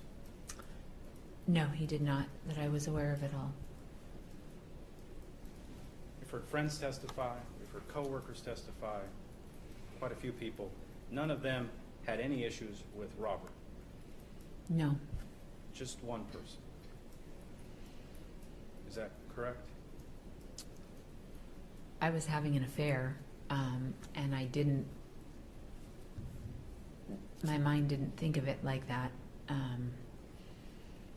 I knew that Robert wasn't happy about my going outside of our group, or outside of the leash that I was allowed. But I didn't think of it that way at the time. So at this moment in time, what we've heard, you are in sole possession of the knowledge other than Jonathan Hearn, that Jonathan Hearn knew where your husband was working, that Jonathan Hearn knew that your husband was going to Tehachapi that day, and that your husband had issues with him over the phone and through text messages. Yes, but at that time I was not thinking of Jonathan Hearn. I was thinking about what was going on at that moment, what had happened to Robert, which at that time, speaking with Detective Meyer, I was not aware of anything, anybody doing this to Robert. They had not told me that at the time. They had said he'd gotten hurt So I wasn't thinking about Jonathan at all. You testified that you wanted to protect your husband's legacy. So you had to be thinking about Jonathan because that involves you and Jonathan in an affair. I wasn't thinking about mine and Jonathan's affair at all. So when you answered the question about no issues in your marriage and you said no, your mind didn't think about the fact that I've had a 1.5 year long affair. I didn't want to expose my affair. So now you're testifying you did think about your affair as you're going through these questions with the law enforcement. Well, as far as anybody having anything against Robert, Jonathan did not come to my mind, no. Not wanting to expose my affair, yes. How would Jonathan not come to your mind if anybody had a problem with Rob? He just didn't at that time. I didn't feel like Jonathan hated Robert at all.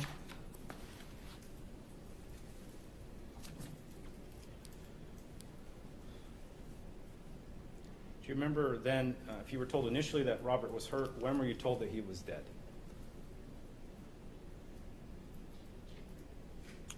I was told right away that they were sorry.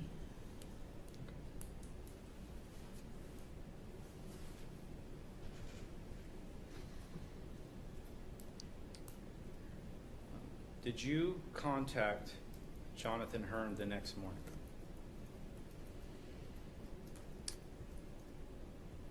After, I don't remember exactly how long it was that I contacted Jonathan. I'm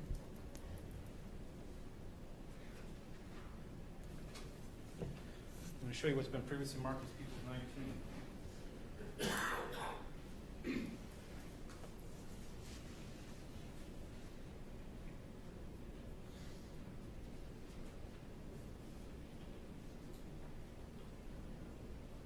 This is from the time frame of June to September. What I've done is filtered it out to the 18th of August 2014, and when Mr. Hearn's phone is connected to yours, and since this is Mr. Hearn's records, incoming means from your phone to his. Does that make sense? Yes.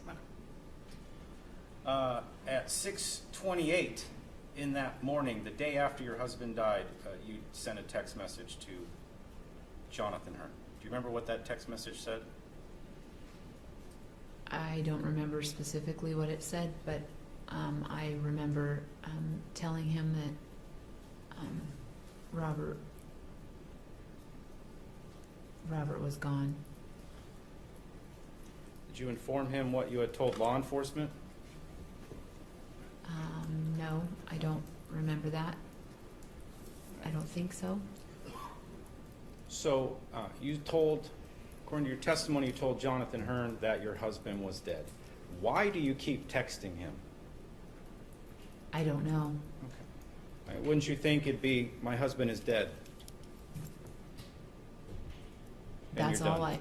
that's all I remember, saying that I lost Robert, and I had so many people and things going on that I don't remember having time to continue to text him, so I don't remember why or what reasons I had. So do you remember what you sent in the content of the 12 text messages hours after you talked to law enforcement on August 18, 2014 from 6:28 to 6:35 a.m.? No, I don't remember exactly what I said, but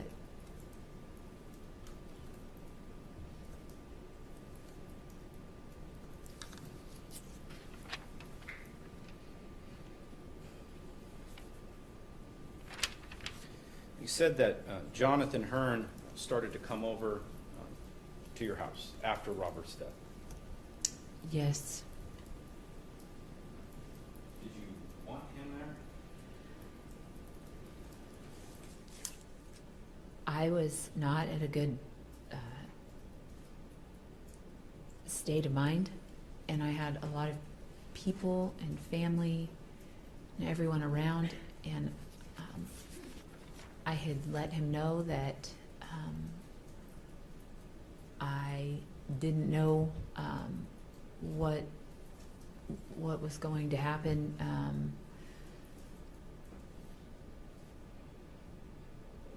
I didn't know what was going to happen with us,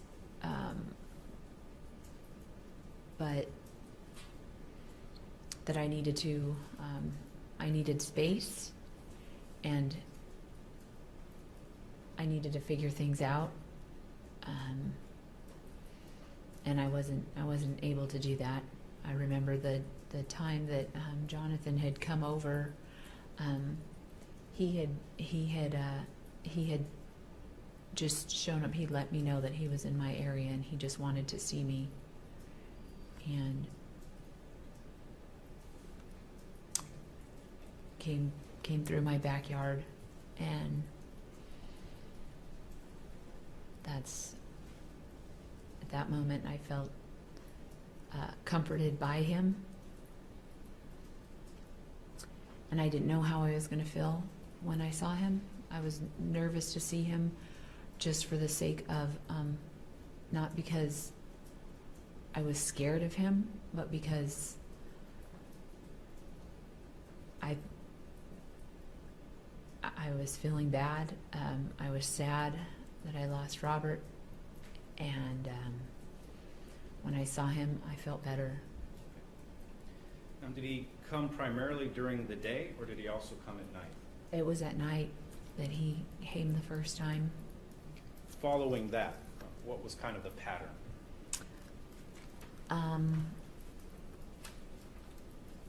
It was both.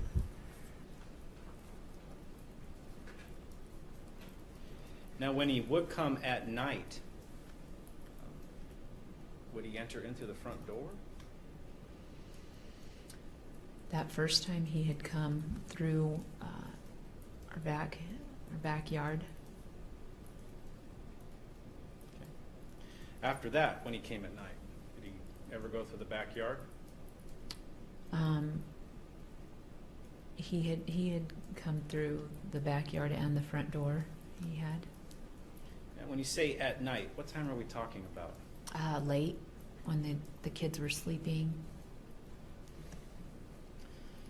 So if he was to come at night, you would wait until your children were asleep in their rooms, and then he would arrive. Yes. How often did this happen? He started coming around right away, quite a bit. I don't remember exactly. Like I said, there were a lot of people around me, so. Okay.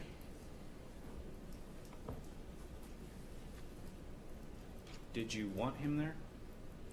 At first, I wasn't ready to see him, but he wanted to see me, and then after that, he made me feel better. Okay. How long was it before you were ready to see him? I felt better after I'd seen him, and it just happened. I mean, he just started coming around, and it's like a whirlwind to me at this point.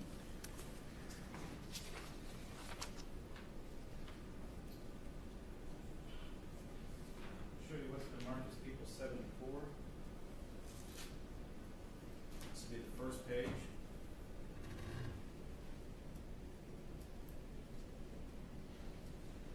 It's already been testified to that this was from you to Jonathan Hearn. Let's start with September 5th. There's 2 text messages on that date that's been moved into evidence. That is 19 days after your husband deceased, 13 days after his funeral. Oh, how I love you. I adore you, Jonathan Hearn, ! You sexy guy. Did you write that? Well, apparently I did. Oh, how I love you even has, I believe, 4 exclamation marks. So is this the period where you wanted him to stay away? No, it was before that. Okay. So in less than 3 weeks, you were over your husband. No, I was not over my husband. I had not even begun to grieve or feel what had truly happened. I can't explain that time in my life. It's unexplainable. 2 days later, I want to kiss you right now and not stop. Unexplainable. Same day. I love you so much, baby. I miss you so much tonight.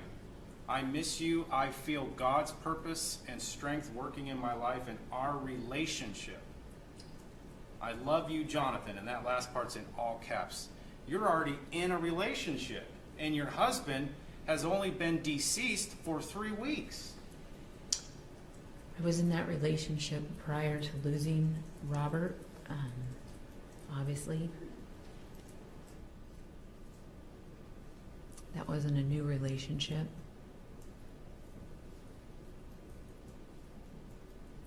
I miss you so much tonight. You wanted him to be there. That's what that statement means. Isn't that correct? He did make me feel better Okay. for Well, some reason at You're that time. kissing him and you don't want to stop. And you're No. missing him and you want him there. That's what those text messages say, but And the only difference we have now is your testimony in this trial. well, you weren't there at the time.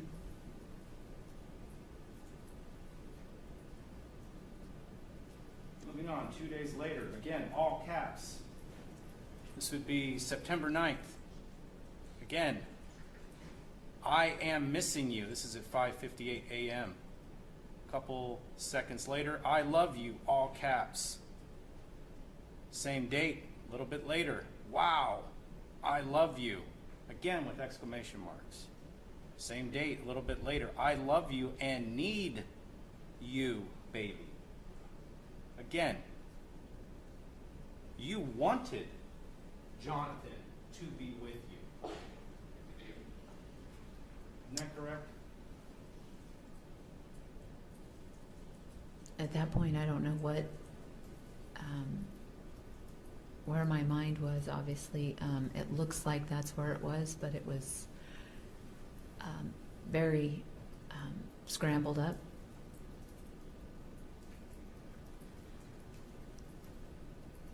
And lost. All right, 2 days later.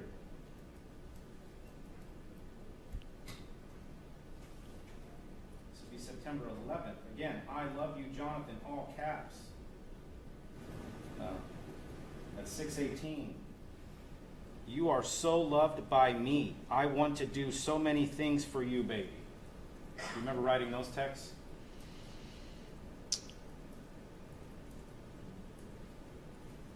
I don't remember, but I don't remember. That time feels like Okay. I'm going to move down to September 11th. Just had a question about the text at 6:58 and 26 seconds. I'm going to draw your attention to this portion. I feel super blessed! Exclamation mark. Do you recall writing that? I don't, because I don't recall a lot of that time. It was a blur to me, but Jonathan did come in and want to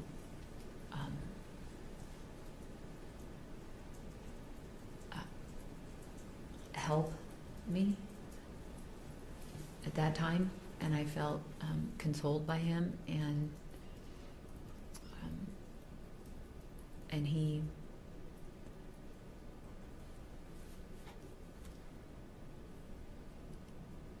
made me feel better at that time. So, 25 days after your husband was killed, you felt super blessed. No, I didn't. Okay. Well, what you wrote at the time, you felt super blessed. Well, I wasn't. Down same day, how's my Jonathan? That denotes possession. He was, at that point, had become your man, had he not? I always refer to everybody that way that I care about. I always put my in front of who they are to me. September 11th, again, 25 days after your husband was deceased, at 1:30. I got something practical for you today in town. It will one day be something we share in our home. So 25 days after your husband was deceased, you are purchasing items for the home you're going to live in with Jonathan. I don't remember what that was or why I wrote that. Well, wouldn't it make sense that you wrote that because you bought something to share in your home with Jonathan? That's what it sounds like there.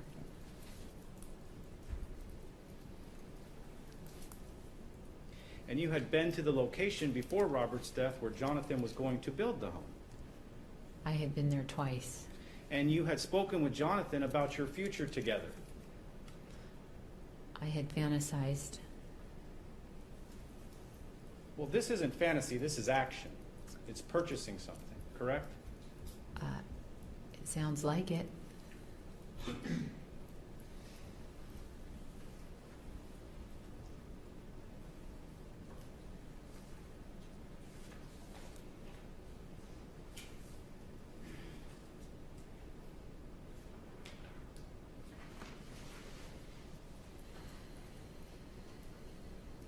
Last one I'm going to draw your attention to is the last page of that same exhibit, People's 74.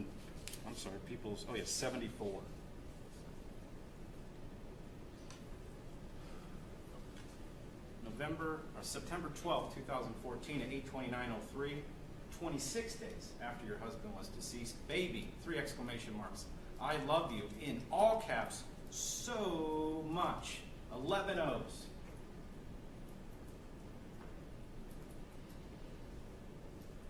Why did you write 11 O's? I do not know. I cannot explain these at this time.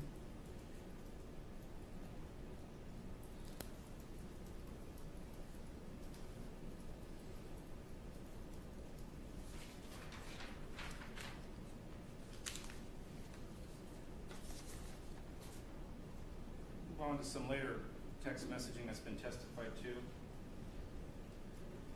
This is October 5th, 2014, less than 2 months since Robert's died. Baby, you are my partner in this life. My partner? What does that word mean to you?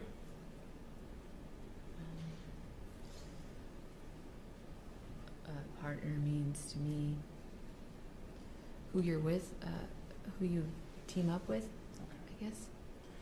Next line, I'm so ready to live life fully with you. Why did you write that? I guess that's how I was feeling at that time. I will wait on God's time and trust in His plan. But I am ready for us. I need you, my Jonathan. Why did you write that? I guess that's how I felt at that moment. And ask you about 13 days later, October 18, 2014 at 6:45. I'm in love with you. 4 exclamation marks. Deeply. And then this line's interesting. A love that I've never felt before. Why did you write that? I don't know. I don't know why I wrote that. He was like someone I'd never met before. And I guess that's how I was feeling at that time. I was searching for, I guess, a rock to stand on. So as to the love you're speaking about here with Jonathan Hearn, this is something that you had never felt before, even with your husband, Robert, according to your own words, correct? Jonathan was, the relationship I had with him was definitely a different feeling, a different experience than I had ever had before. November 1st, 2014. Draw your attention to the last line of that extensive text. So, how's the love of my life this morning? This is 2 months, 2 weeks after your husband's been dead, and you're calling Jonathan the love of your life.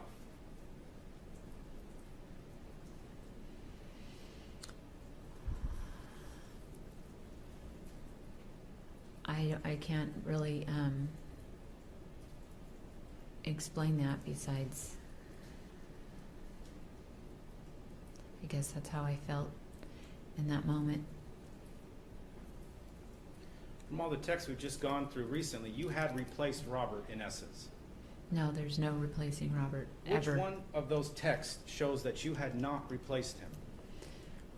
You won't see it through a text, but there's no replacing Robert Limon, ever.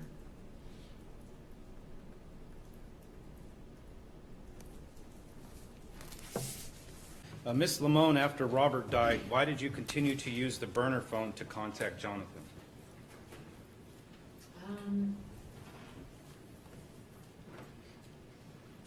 That's the phone that we had used, and after speaking with Jonathan, he had advised me that to how important it was to keep our affair concealed, mentioning the dangers that concealing an affair right now would be, and so we just kept using that. I actually used my landline as well to speak with him, I believe.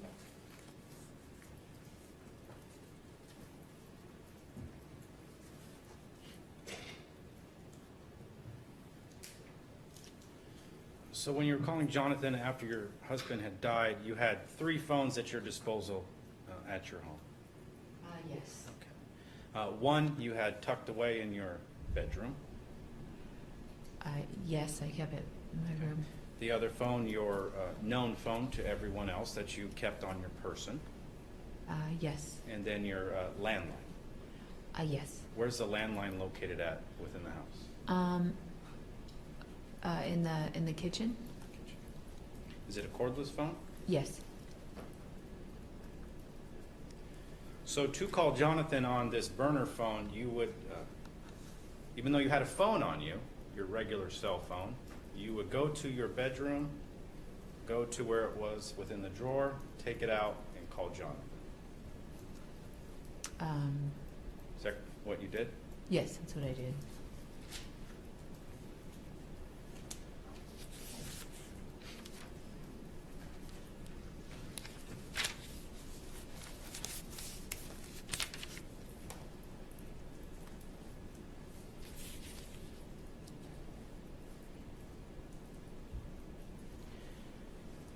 Were you ever worried that Jason and Kelly would find out about Jonathan coming over to your home after Robert passed away?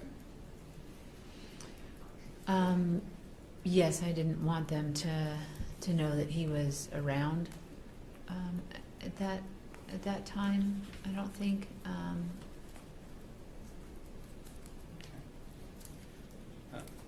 What's the reason for that? I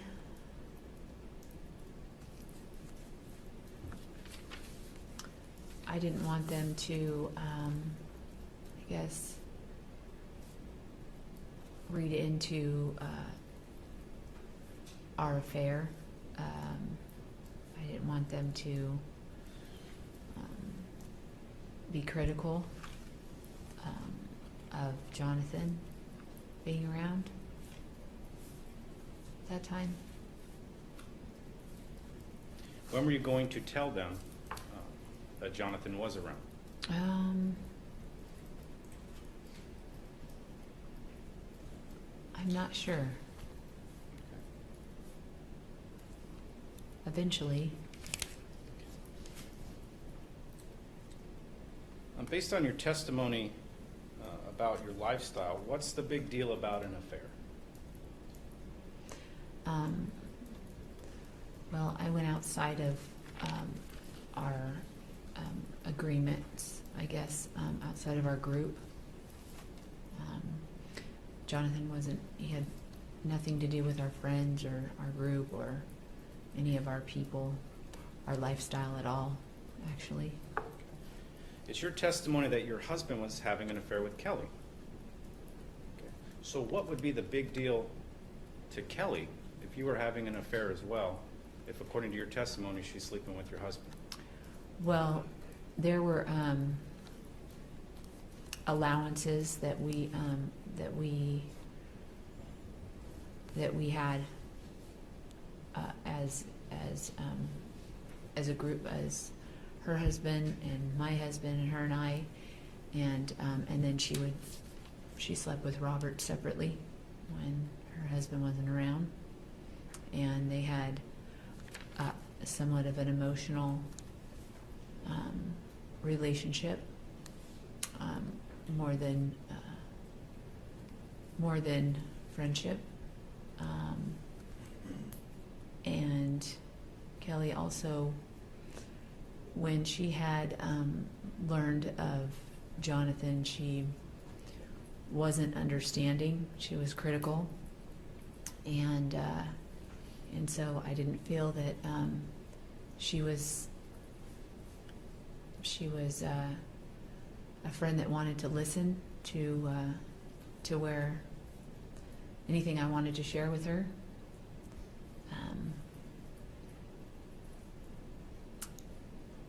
And she liked things the way that she liked things. So I just went with it.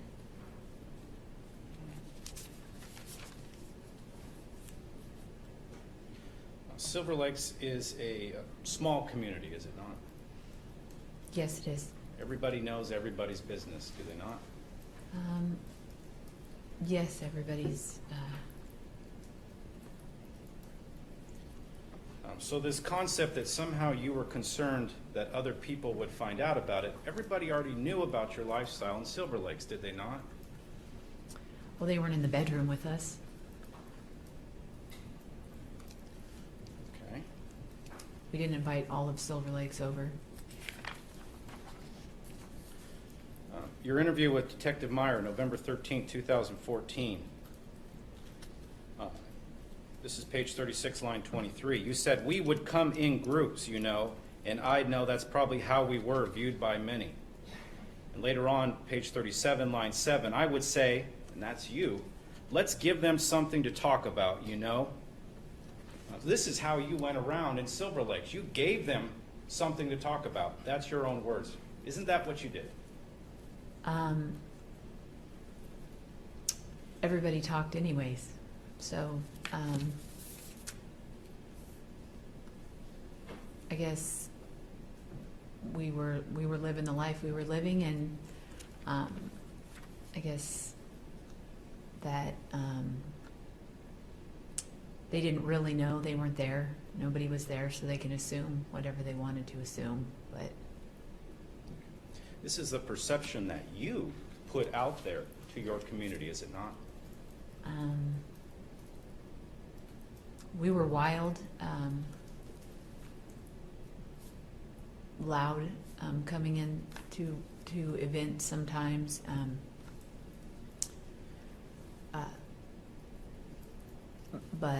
And people assumed, some assume that about us, I guess. Rumors would spread, but no one knew for sure. It's not like that was something that we made known to people. Okay, did you ever try to dispel those rumors of what type of behavior your group was involved in? Yes, When? if it would ever come up, or no, we don't. Well, these are your own words. You said, I would say, let's give them something to talk about. That's you doing it so others would talk about you. Detective Meyer had asked me about that, and I did not want to reveal our lifestyle, so I let him know that, yeah, rumor spread. He had said that that's what he had heard.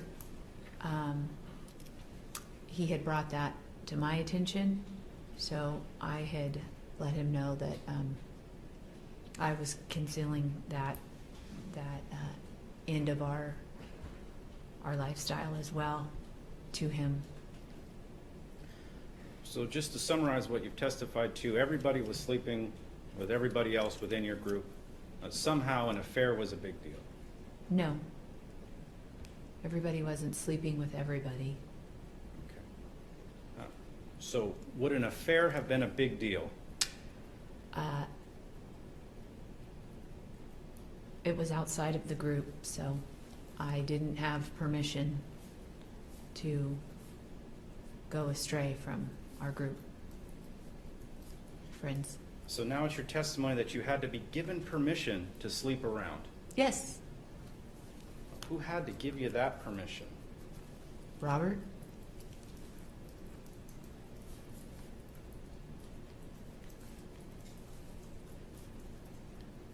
So now it's your testimony that your husband had to give you permission to go out and have an affair. Yes. Okay. So when did you ask for Robert's permission for Jonathan Hearn and that affair? I didn't, because there were no benefits for Robert. So he wouldn't have given me permission. Okay. So you did not, and you, in this case, you wouldn't listen to your husband. Is that what you're saying? I did not listen to my husband in this case, no. So, but now you want to say you had to be given permission. He controlled you. He was my husband. But he did not control me.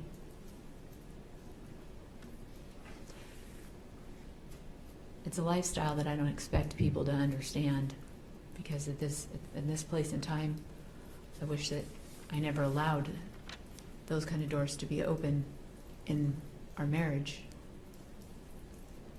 So to explain them to you is a little difficult for me. So then at this time, not only was your husband sleeping with your best friend, you were drinking heavily, and all the other things I've listed before, now it's your testimony that he controls you. I didn't say that he controls me, no. But the lifestyle ended up controlling us.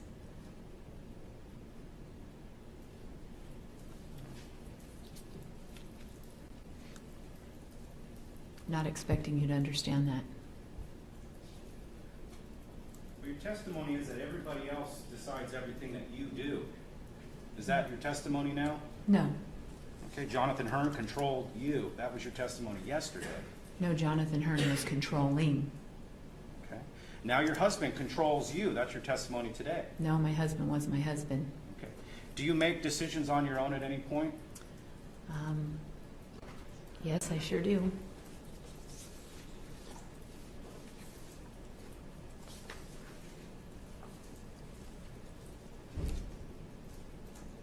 Apparently many bad ones. All right.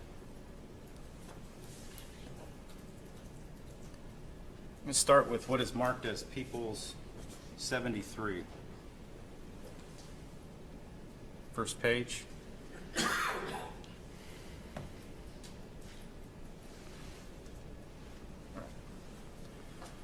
Testified to by Jonathan Hearn from September 8, 2014. It talks about, I'm going to pray about writing Jason's letter today.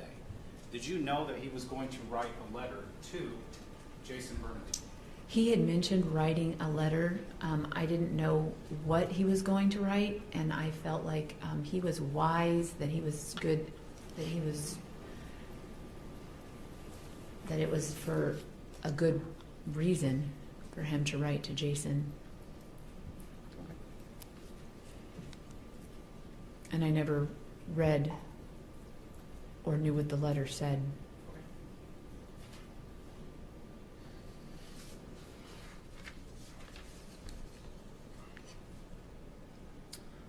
This is page 2, same exhibit. September 9, 2014 at 7:19 p.m., you actually texted him that was not their P.O. box. Remember doing that? Yes. So why did you text that? Because Jonathan told me what P.O. box that Jason had given him, and it wasn't their correct P.O. box.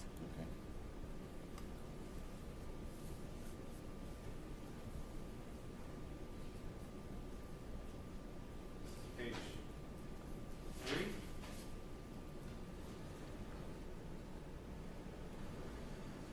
September 23rd, 2014. OMG, the kids and I just saw Jason at the market while we were getting ice cream, and Robbie brought you up.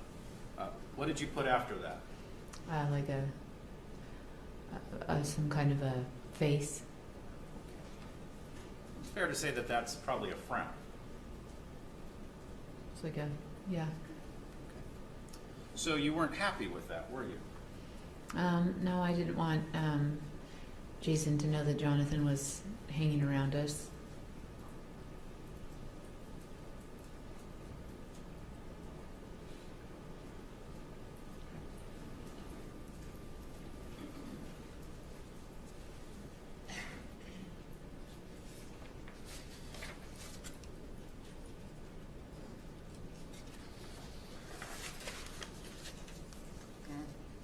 This is the last page of People 73.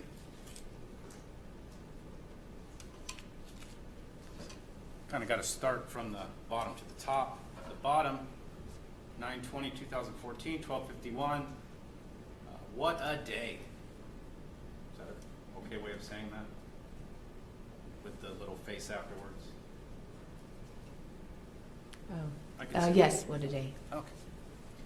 Is that a positive statement?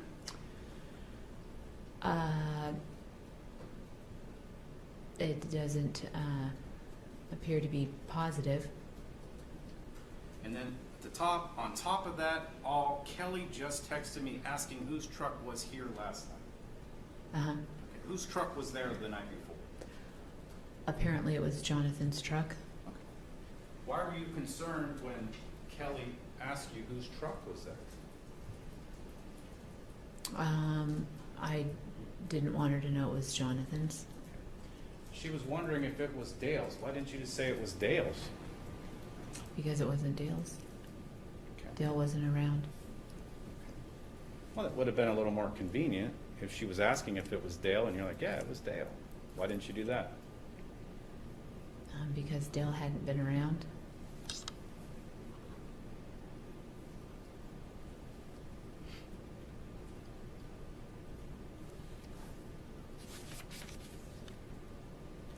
Now, at the time of your husband's murder, and after, what changes did you go through? Like, how did you change your life? Everything changed. Okay. How about drinking? What'd you do with the drinking? I stopped drinking for a time period. Okay. How long of a time period? About 5 months. Okay. What other changes did you go through? Everything changed in my life. Did you begin to go to church regularly, or how did church change? I had been attending church prior to losing Robert. Okay. Did it become more regular, or it stayed the same? I went to church on Sundays. What about, we've heard through the wiretaps a lot about religion. How did your religious outlook change? It at that point had been, it had changed a lot. It became very much what I was clinging to.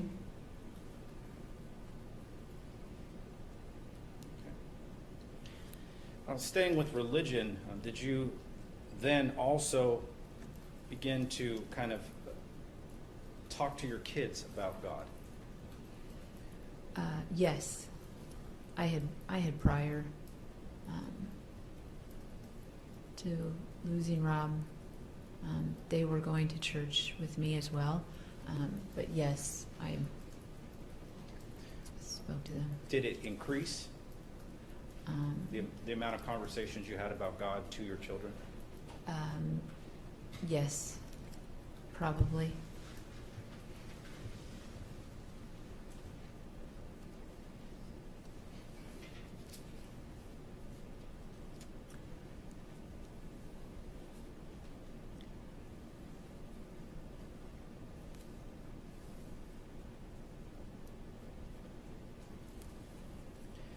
Now, prior to Robert's death, you discussed with Jonathan about a future, about being together, about raising the kids, about religion. Isn't it true that all those changes you talked about are the exact changes that you did after Robert's death? No. Okay. What changes that you had talked about with Jonathan prior to Robert's death did you not do? Okay, I'm sorry, repeat the first part. Your discussions with Jonathan prior to Robert's death was about a future. You talked about raising the kids, you talked about being together, you talked about religion. Which of those changes did you not do after Robert died? None of those things. So all of the changes that you had discussed with Jonathan, including being together, were fulfilled after Robert died. Not fulfilled, but they either continued or they weren't fulfilled. I wouldn't use that.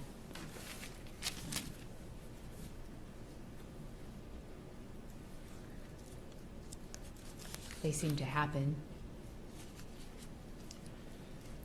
Moving on to the wiretaps, there was a mention of a Tiffany. Who is Tiffany? She was the wife of one of Robert's friends that he would golf with. So they were friends. They were acquaintances, people we knew in Silver Lakes. Now, you heard the conversation that happened after you spoke to Tiffany, correct? In the wiretaps that we listened to. Oh, between Jonathan and I, yes. Yeah. Okay. Yes. What did Tiffany tell you? She had said that that two people were going to be arrested. That's what she had heard. That she had heard some things about an arrest that was going to take place. Did she tell you that someone wanted this to happen to Rob? No, I don't believe so. I don't remember exactly. Okay. Did you recall her telling you that there were wiretaps on phones? No, I don't remember that. Do you recall hearing yourself discuss that there might be wiretaps on phones in the call to Jonathan? Possibly. Okay. I don't remember that specific part, but Now, were you maybe. aware of where they got the information, that being Tiffany and her husband, Aaron? From another police officer that they knew. So did you take that information to be true, since they purportedly received it from a police officer? I didn't know. Yes, I did, but I didn't really know what to think. I was shocked to hear that from them, because at that point I didn't have any. I hadn't spoken to Detective Meyer on anything like that. I didn't know what to think. During the wiretaps that we listened to, started from the 7th of November till the 18th. Did you think your phones were being tapped at any point? At certain points, yes, but didn't know for sure. Okay. What changes did you make because you thought someone might be listening? Changes.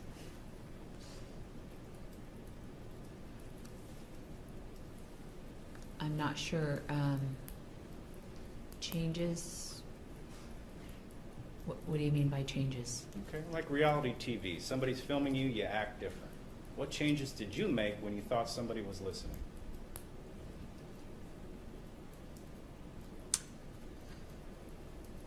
I was concerned. I was stressed. I felt scared.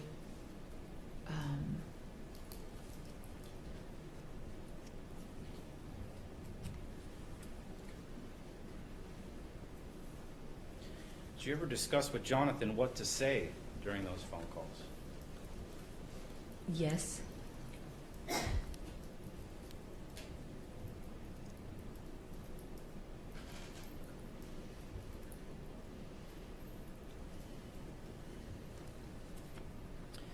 During this time, I think you've testified that Jonathan would say things that would be weird, that would make you kind of think.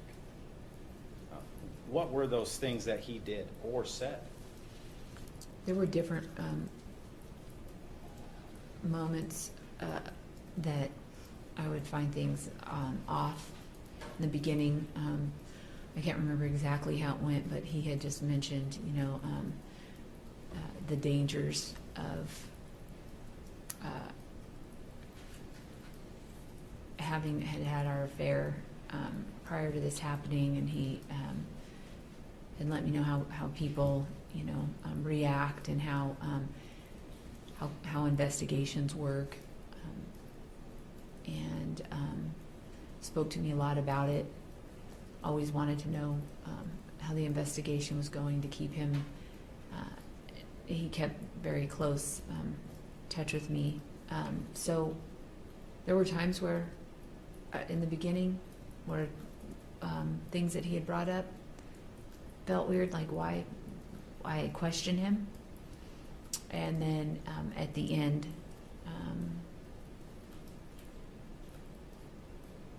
certain things he would say, like that could be a picture of him, and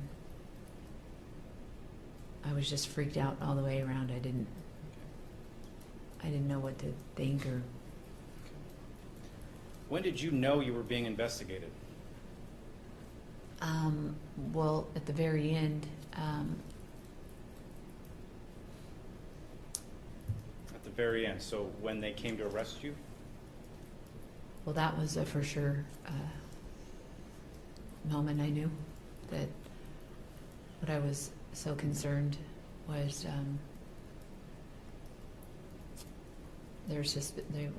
they following or phone taps or anything like that that here they had questions for me. So at this point, you were concerned, you were stressed, you were scared, and if all it was an affair, all you had to do was call the phone, pick up the phone, call and tell Detective Meyer, and then you're done if you had nothing to do with this. I wish that I would have done things a whole lot different.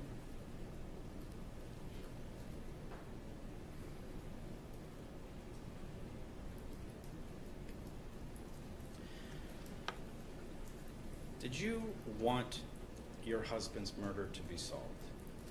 Yes, I did. In the calls that or contacts that we listened to with Detective Meyer, When did you provide information that would be truthful, that would assist?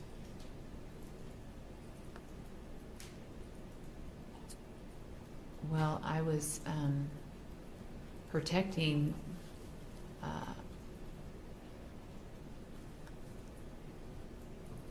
my image, Jonathan, our life prior to losing Robert, and I didn't think or want how I was living with Jonathan or anything that could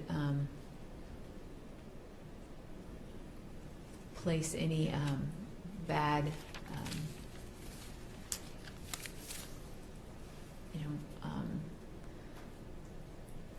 thoughts. I didn't want to put my affair into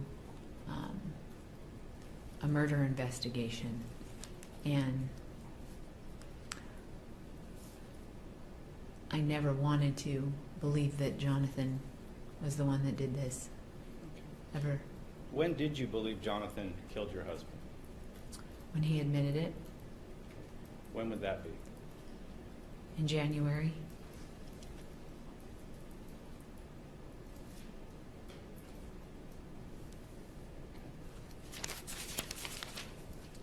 Your Honor, if I can approach, I had some items marked.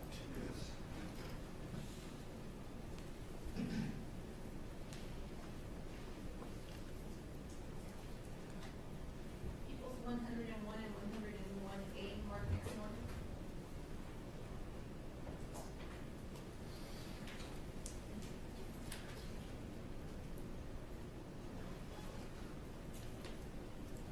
Your Honor, I would request to play what is marked as People's 101. They are excerpts from the wiretaps that have been previously played in court from November 9th, 2014. Any objections, Mr. Chair? Well, the only objections I would have are with regards to I don't know what excerpts they are, and if they're being taken out of context. Mr. Smith, can you show a copy to Mr. Chair, please? Thank you.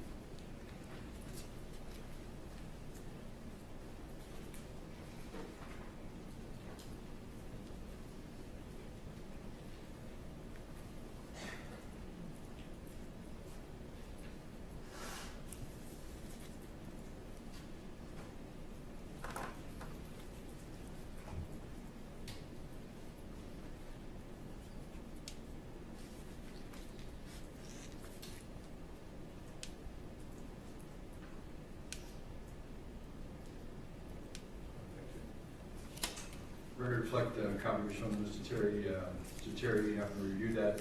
Any objection? Other than not previously this stated? time. All right, thank you. It'll be admitted. Deputy Barron will hand out copies of the transcript to the jury.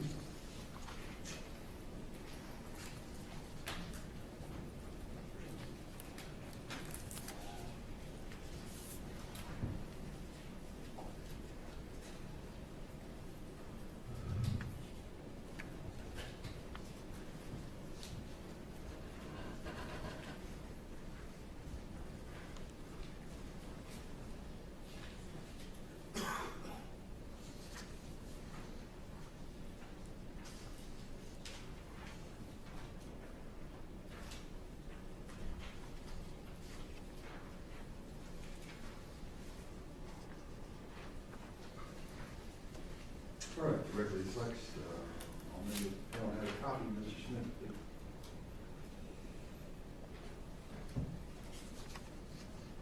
Ms. Limon, I'm going to play 3 excerpts from 3 separate calls. The first, November 9th, 2014, at 10:12, at 10:15, and then at 10:37. Starting with 10:12.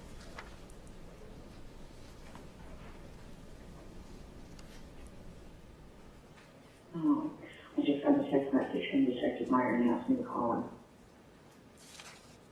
So I'm going to. Okay. And I'll pray. Okay. Okay, I just wanted you to be praying. Pray and call him. God, please help us. God, please help us to be wise. Help Sabrina to have the right words. Please help everything to be.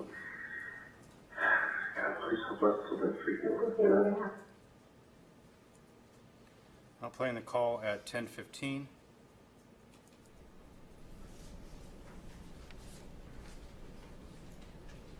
So there's no information at all.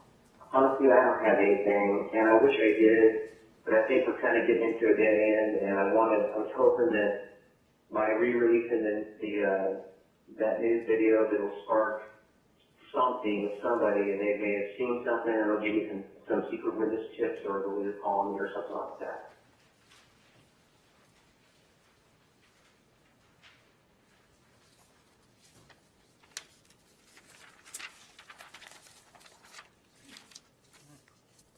Moving on to page 2, 10:37 that same morning.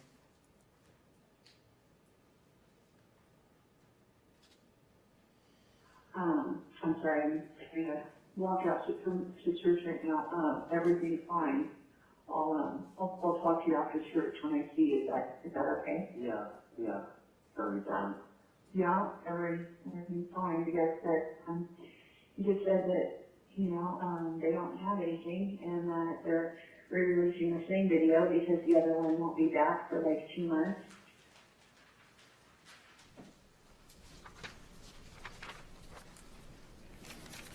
Reflect 101 was played for the jury, Mr. Smith. Thank you.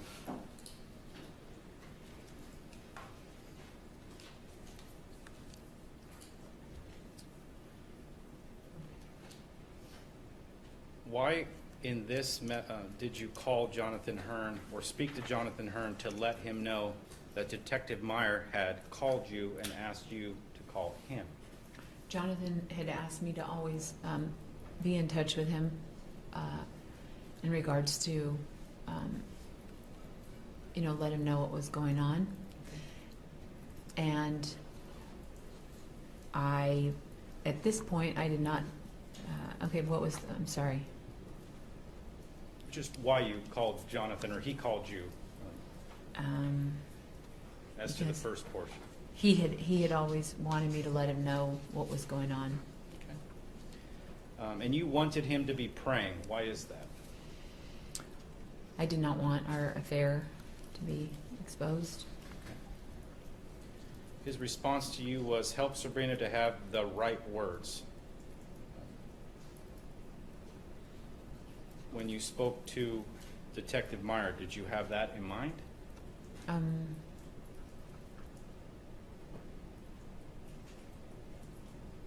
I guess so. Moving on to the call with Detective Meyer at 10:15. So you state there's no information at all. What are you talking about? I'm talking about, I just didn't want him to have any information in regards to our affair, and that was all. Okay. To which Detective Meyer responded, honestly, I don't have anything. I wish I did, but I think we're kind of getting into a dead end, and I was hoping by re-releasing the video, somebody would give a secret witness tip. Based on what you just read, what is the context of that wiretap? What are you talking about with Detective Meyer? Your Honor, at this point, I'm going to object to speculation. There's no context with this portion, this excerpt, Your Honor. Right. Mr. Smith, perhaps you could refresh your recollection as to what was going on with that conversation with Meyer at the time. Were you talking to Detective Meyer about the investigation of your husband's murder? Yes. Okay. So when you said there's no information at all, you were talking about your husband's murder, correct? Yes. Okay. So when Detective Meyer said, I don't have anything, did you take that to be understood as I don't have anything involving your husband's murder?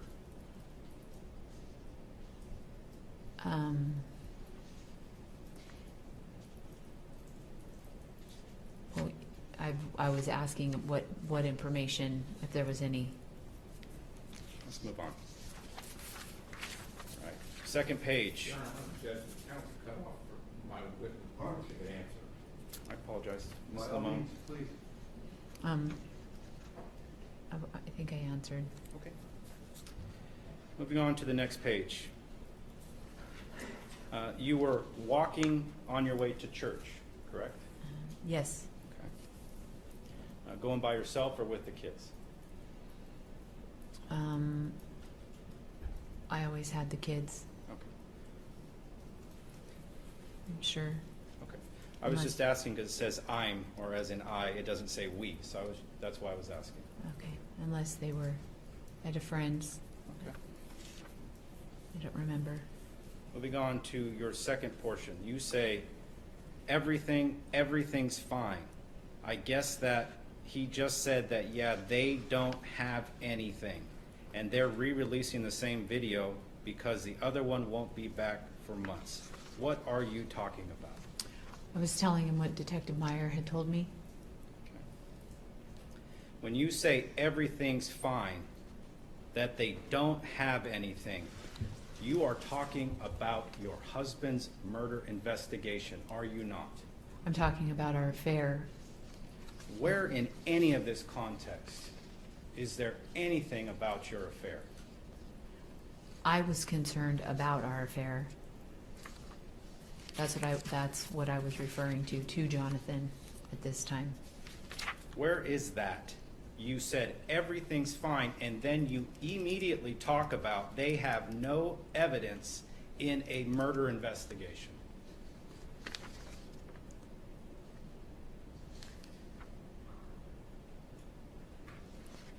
I was just talking about Detective Meyer not asking me anything in regards to Jonathan and I and our affair. I did not think that Jonathan was the man that murdered my husband at that time. What would you think the appropriate response would be when you are the spouse of a murdered person when a detective tells you, we got nothing in an investigation? The response that you don't have all my responses at these times. I was like a yo-yo at that time. Were you paranoid? I was a lot of things. I was very messed up at that time in my life.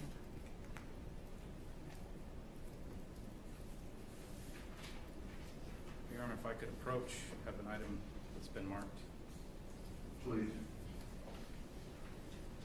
Those 102 and 102A marked next to Meyer.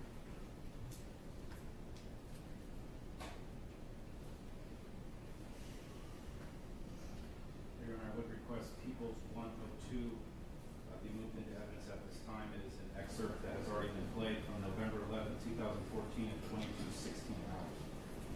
Good chance to look at that, Mr. Terry? Yes. The objection? No. All right, it'll be admitted.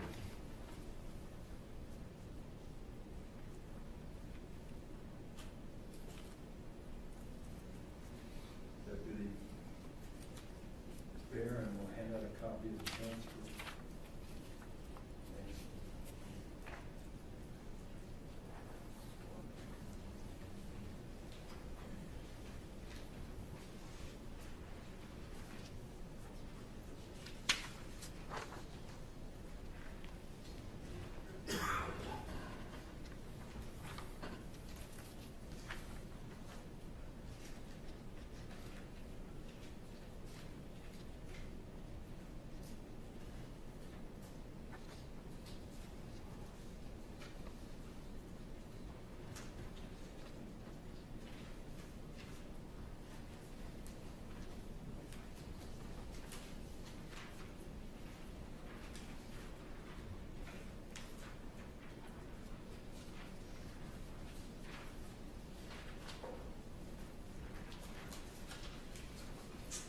All right, all members of the panel have a copy. Mr. Smith, whenever you're ready.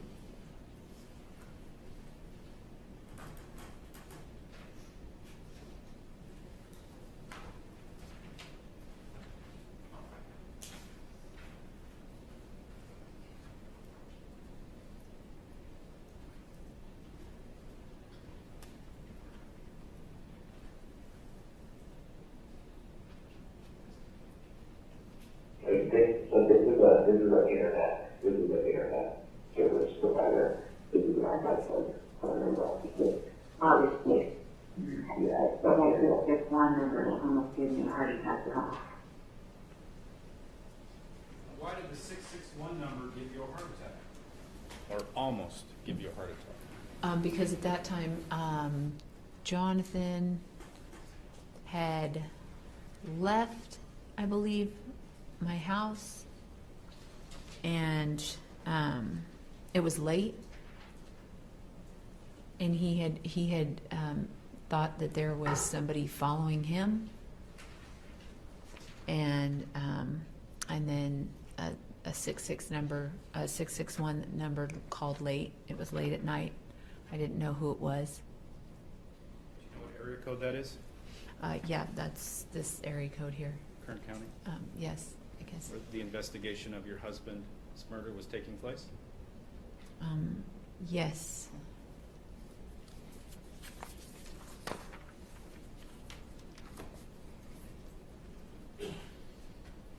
In this case, Mr. Hearn used a voice over internet phone. Did you ever try to call different phones to speak with Jonathan so that law enforcement would not be listening? I did not know he had an internet phone. No. Well, did you ever call other phones, try other ways to ensure that you weren't being listened to? I had called his station that he was at work. I had called his work number before.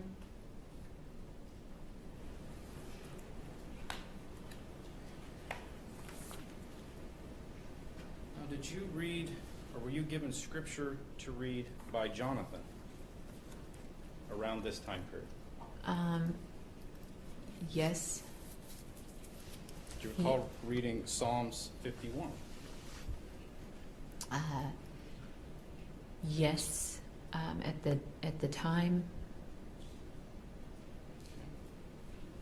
Do you recall on this same date from what we just played earlier, you said, I've been reading Psalms 51. Okay.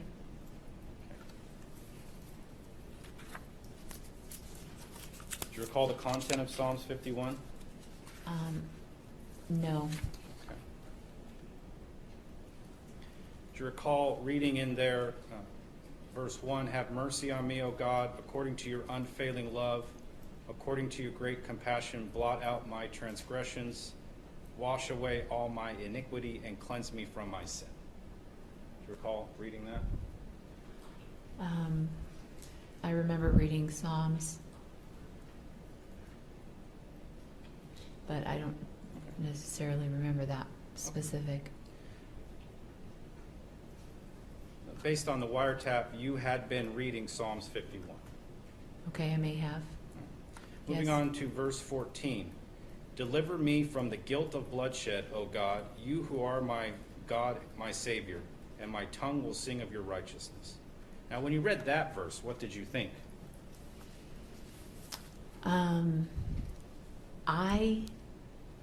What my memory recalls, I remember Jonathan reading that Psalms 51 to me, and I don't think I was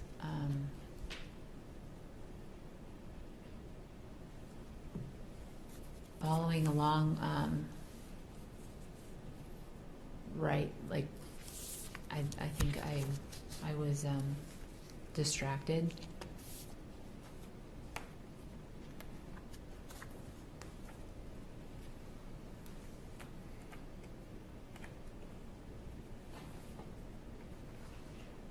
Your Honor, if I may approach, have another item marked. Yes.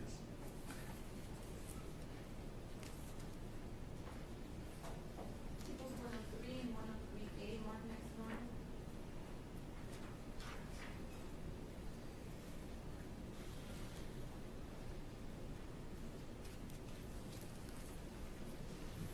Ms. Limon, were you worried around this time that Kern County was investigating you? I was worried that our affair would be found out, yes, but wasn't sure. Were you worried that BNSF was investigating you? I wasn't sure what was going on, actually. Were If you- they were Sorry. investigating me or what was going on. Okay. Were you worried that BNSF would have a private investigation of you? A private investigation? I don't think I don't know. Around this time frame, you were asking for a fair settlement from BNSF, were you not? I didn't Objection, ask. Your Honor, misstates the evidence. Mr. Flatten testified that you asked for a fair settlement from BNSF around this time. My- Vague as the time. Oh, you can answer. My concern was our health insurance, our vision and dental. That was taken away right away, put back on, and going to be completely deleted after 90 days. And that was my concern, was the health insurance. As far as any kind of settlement, I was not looking for some fair settlement. What's a fair settlement? I wouldn't know. I didn't ask. Your Honor, I would request to play the initial portion of People's 103. The CD was testified to, however, we did not play the wiretaps. So I'd ask Ms. Limon to see if she recognizes the voices. You seen a copy of that, Mr. Chairman? It's the one that he just handed me. I believe so, I guess. Proceed. If I may approach the witness, give her Yes. the transcript.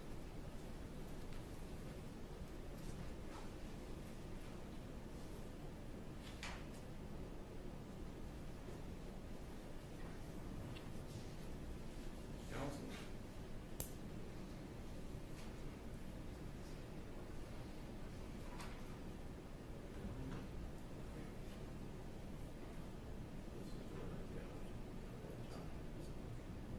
Oh, okay, that's why I was asking. Thank you. Equals 104 and 104A, mark next in order.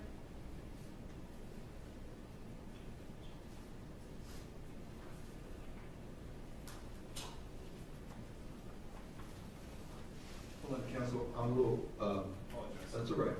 We had 103 and 103A, and did we do anything with that yet? No. Okay, and we just marked 104 and 104A. Are you approaching with 104? I am. It's late in the afternoon, give me a break. Ms. Limon, I'm going to play about the initial 15 seconds to see if you recognize the voices contained in the audio.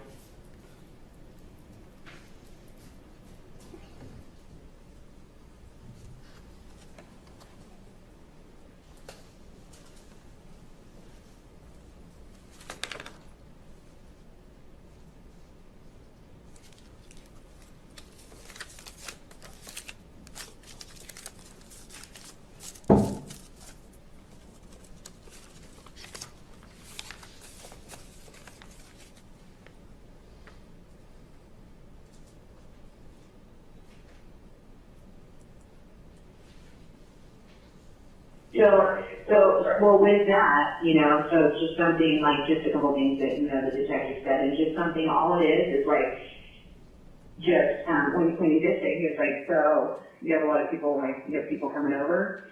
I just want to be careful, because I don't want to, I want to be respectful, and I don't. You recognize the voices contained within People's 104.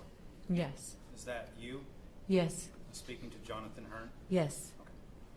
Your Honor, I would request People's 104 be moved into evidence at this time.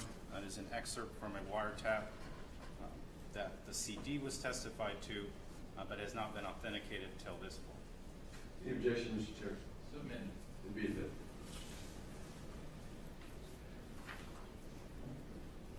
Deputy Barron will hand out a transcript of 104A.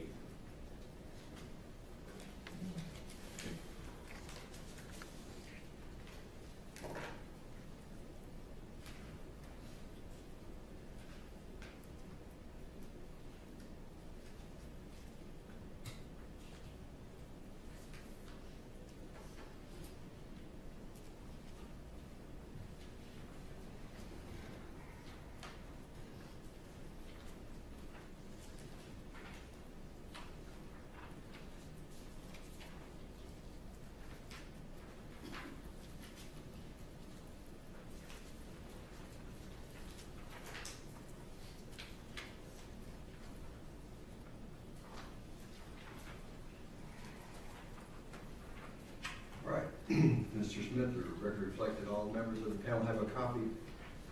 Proceed.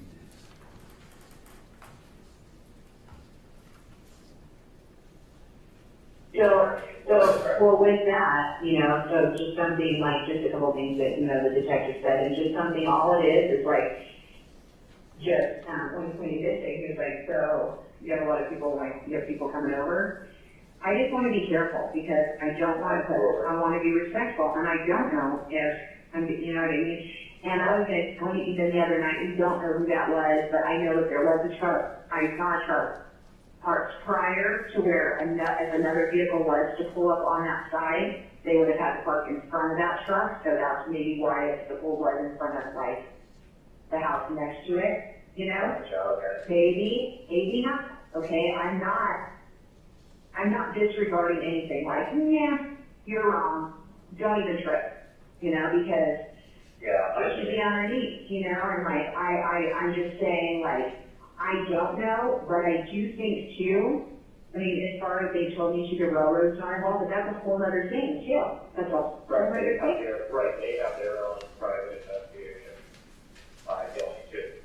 Yeah, he just said they're giving it to the detectives, Kern County. But. They're giving it to the detective. Yeah, right, Kern County, the Detective Randall Myers on the case. So they're just working along with Randall Meyer. Right, that's what you talked about. Yeah, so they're saying that there is no private detective as far as the railroad goes on the case. No, not as far as the homicide goes. As far as we'll talk about that.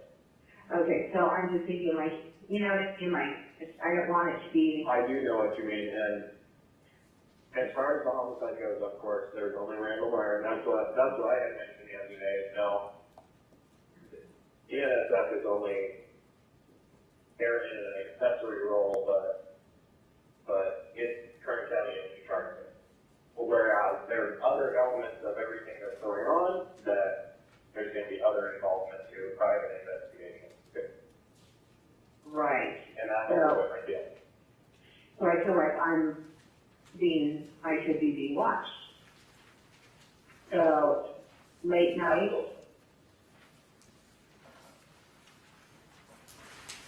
104, take for the jury, Mr. Smith, please.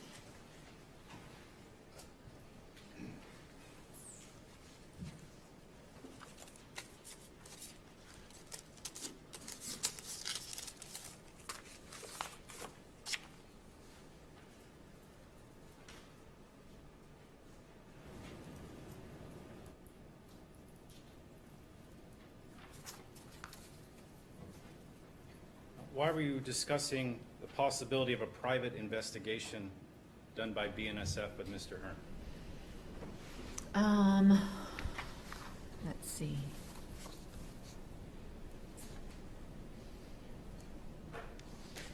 I felt like the detectives I didn't know who could be looking into, who could be uncovering our Jonathan and I's affair, or any other information in our private life. I guess, I don't know.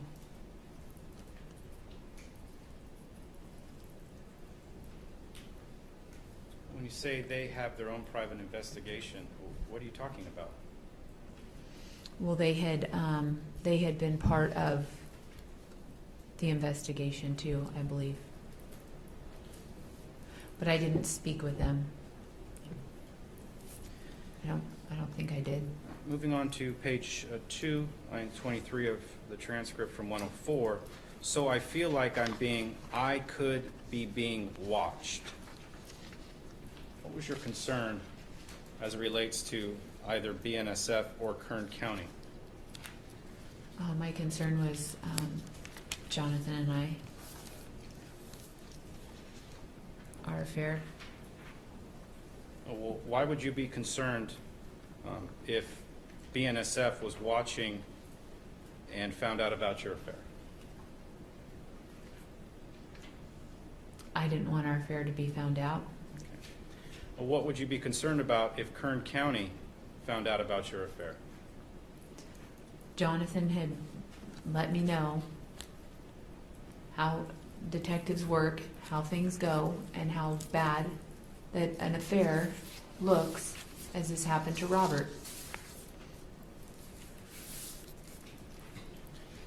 So the end, you talk about late nights. Are you talking about Jonathan Hearn coming late? I'm assuming that's what I'm talking about. It looks like it.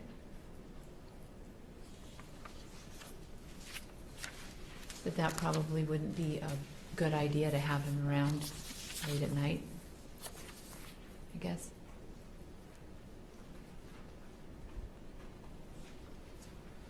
You talk about on page 1, we should be on our knees. Why should you be on your knees? To not be exposed for our affair. Does that make sense to you? Not at this time much sense. Nothing makes sense to me at this time. I wish I would have gone about it differently, but I didn't.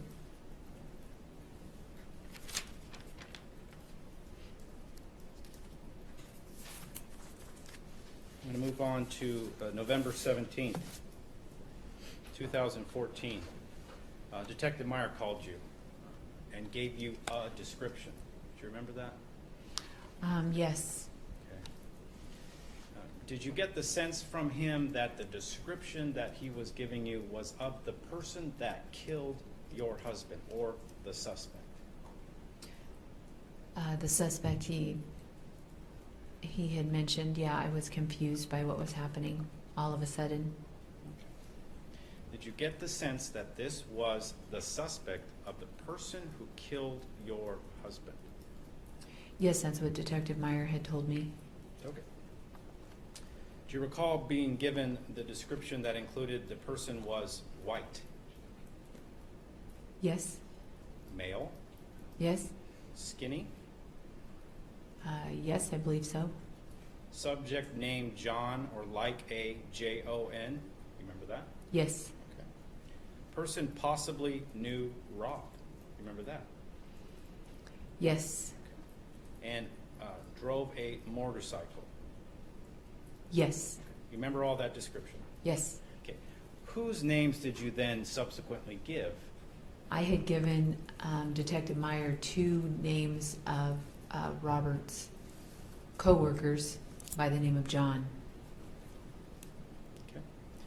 John Justice. Yes. Okay. That would be one of Rob's best friends. Friends, co-workers. Right. He golfed with Rob pretty regularly, He didn't golfed. He wasn't best friends with Rob. Okay.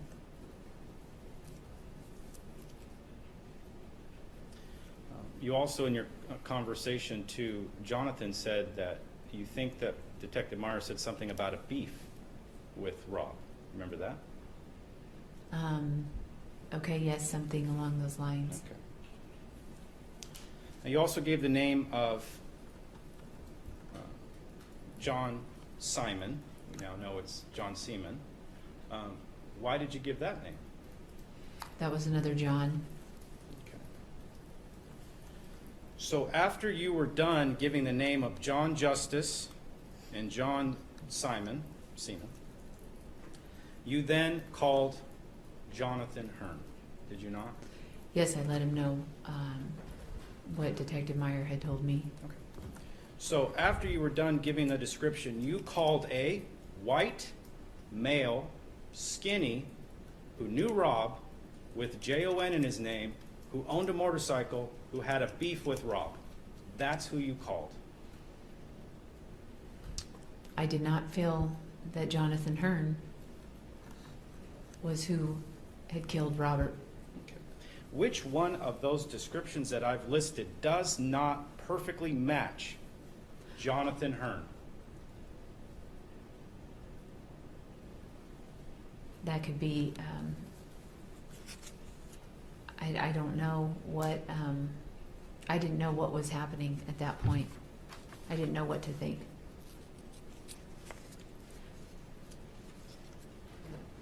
Detective Meyer asked you, can you think of any direction we should be going on this?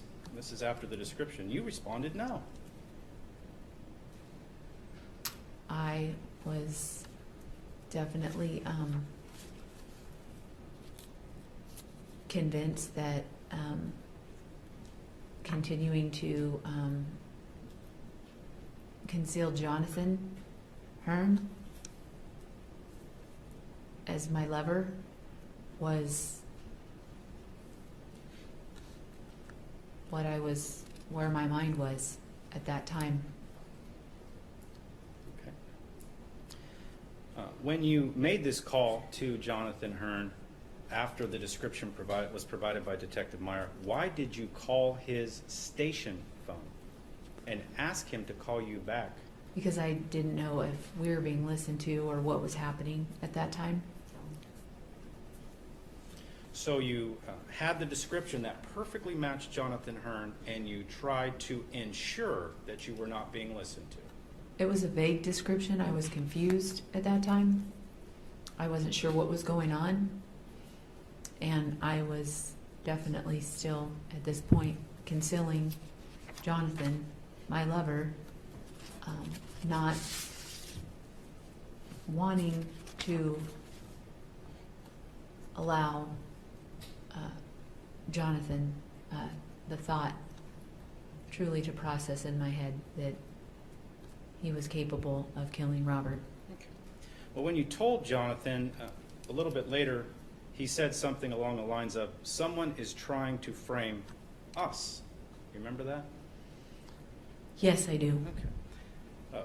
Why didn't you say, why are they trying to frame us? Why wouldn't you say they're trying to frame you? I was very distraught and scared, and I didn't know what was going on. He had definitely put in my mind that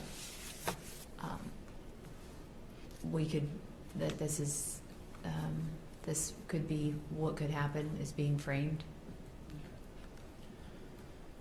Now, moving into the next day, the day of your arrest, you knew prior to your arrest that there was going to be an upcoming court case involving you, did you not? No, I did not. Not. I'm going to have to check the date as the time. November 18th. Did I know there was going to be an upcoming court case? Right. Prior to your arrest, you knew there was going to be an upcoming court case involving you. I knew that we could possibly be brought in as questioning, and why I had not been honest.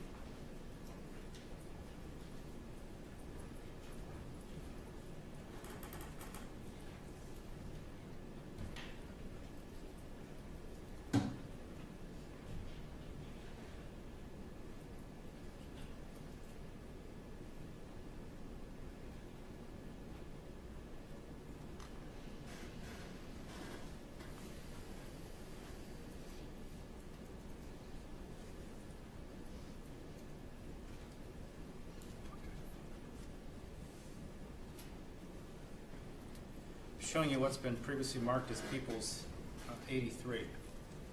Testified to by Detective Meyer as being a multimedia message that he sent to you November 18th.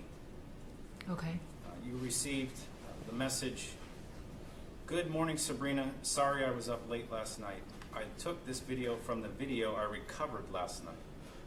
It's a lot better in person. Does this person look familiar to you? This is our suspect." Now, after you read that text message, what did you think? I was confused as to what was going on at that time. Okay. Why were you not excited? because I didn't know what was actually going on. I had been feeling that things were totally off, that Detective Meyer wasn't being honest about things that were going on in the investigation, and I wasn't sure what to think, because it just was odd how it was all came together, like the way that it did. So it felt weird.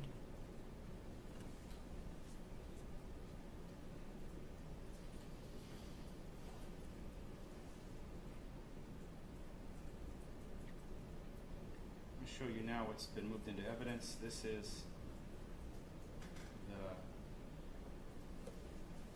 video that was provided to you.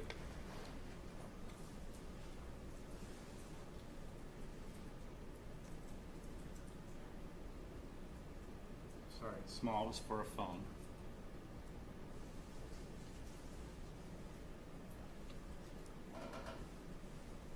Did you recognize the person in that video when it was sent to you? No, I was very confused by who that was. Okay. You've now seen evidence that that's video from the Pilot gas station on the way back on 58 to 395, correct? Yes. Okay. In your wiretaps, you were heard talking about Four Corners. So you were aware of where this gas station was, were you not? Yes, I had an idea of where that was.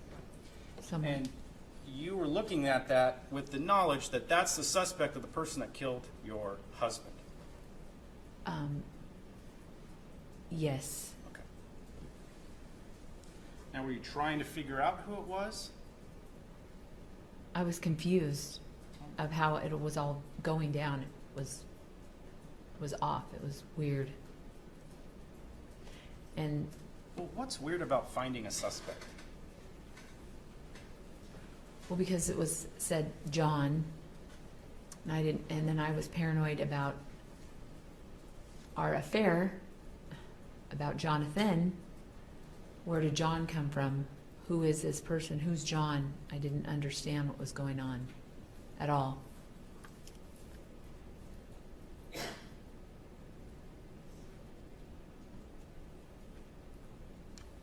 But when you looked at that video, you did understand that, based on what Detective Meyer was telling you, that's likely the person that killed your husband.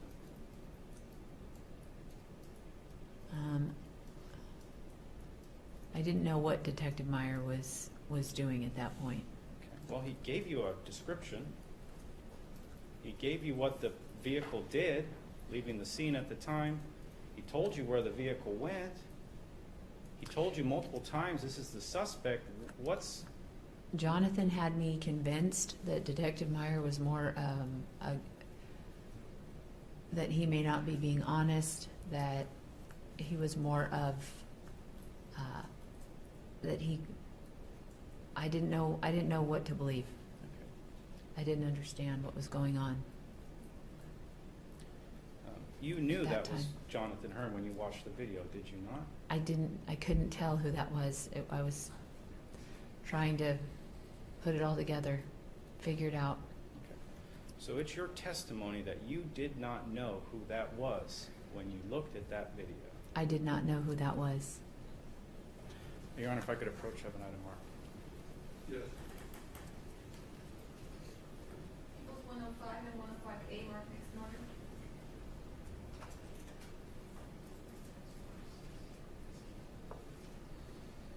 Equals 106 and 106A marked next in order.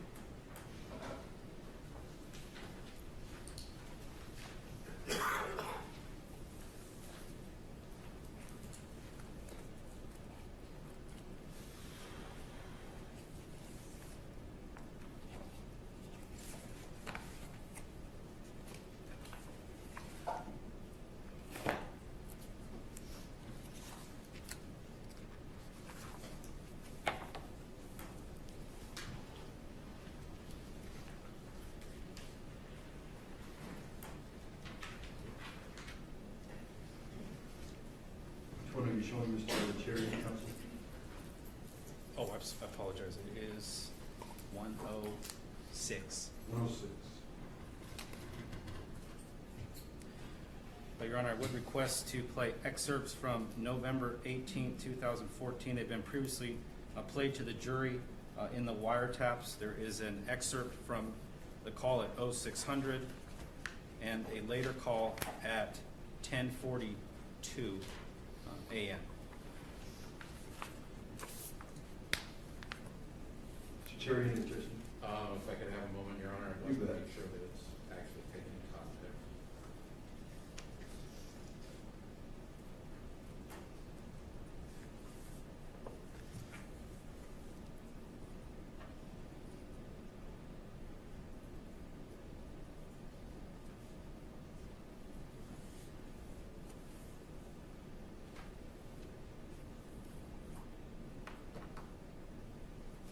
Takes a little while to find it with all these.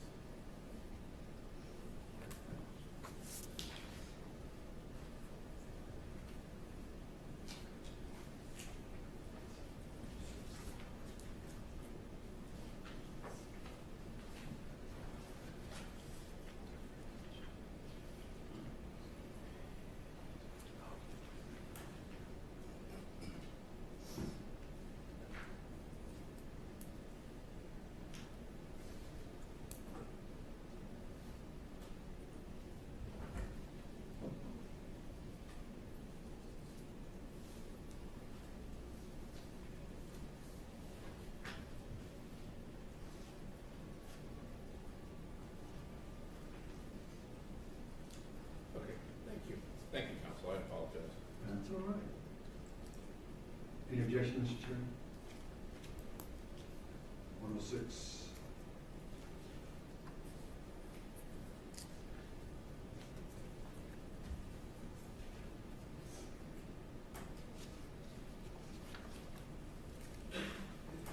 Submitted. Thank you. It'd be a bit. Deputy Barron, I hand out a transcript.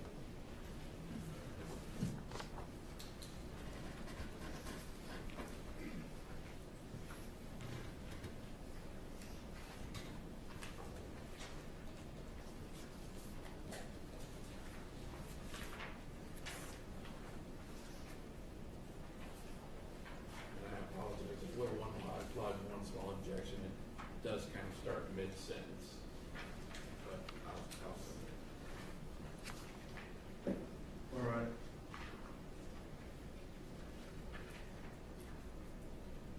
Noted overrule. It does look like everybody has a copy, Mr. Smith, please. Ms. Limon, I'm going to begin with the 0600 Okay. call. They back to the guru, you know, it's like, I just feel like, wow, you know, how I just felt the purpose and I felt the cause. I felt that, I just, it did, through the pain, it made sense, you know, like, You know, it does make sense to me, and I do feel the presence of God, and I do feel humbled, I do feel small, I do feel like I'm on my knees, and I am looking at Him, but, you know, it's to go to the clear case and our families and, yeah, I mean, here it was like, you know, it's it's not in our control. I know, I just, I'm sorry, what were you saying? no, I just felt like, wow, you know, you are a man of God, and like that's what God wants us to have for each other for the kids and I, you know, like, and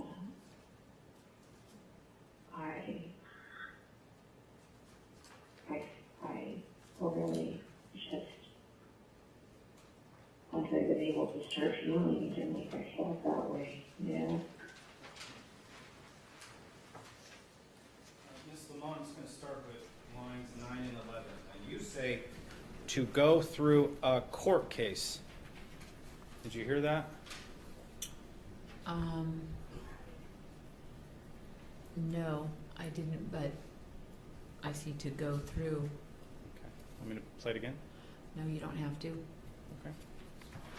Did you say to go through a court case? Well, apparently, I guess I said something along those lines. So at this moment, November 18, 2014, you knew you were looking at a court case. I didn't know what I was looking at. Okay.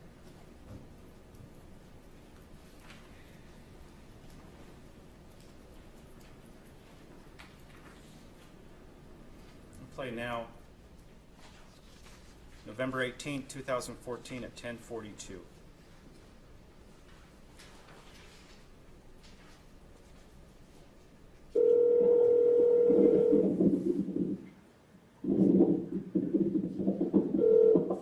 Hello. Hey, is everything okay? Yeah, I'm sorry for bothering you. Oh no, hey, it has ever been so. Today it is so. You are not a bother. I just wanted to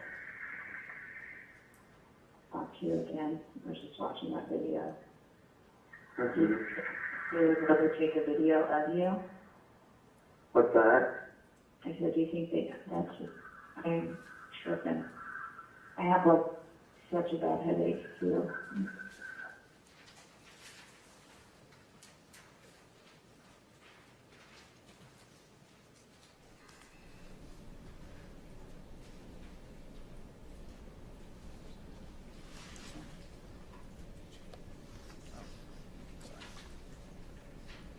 Well, 6A was played for the jury.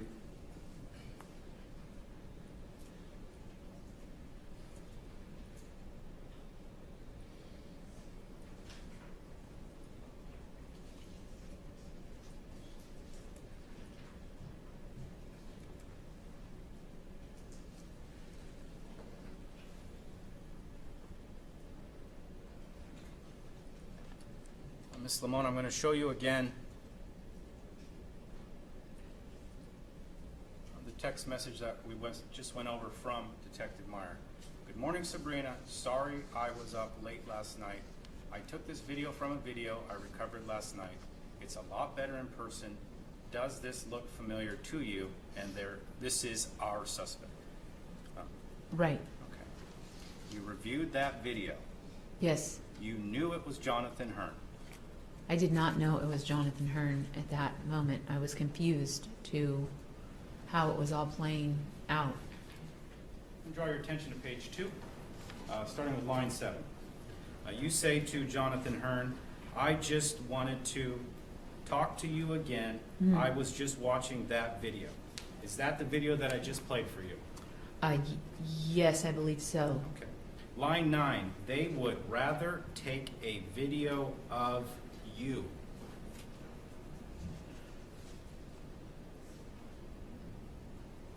I'm not sure what I was referring to there. Okay, well, it seems that you're referring to a video. Right? Okay, and the you, you're speaking with Jonathan Hearn. Is that correct? Right.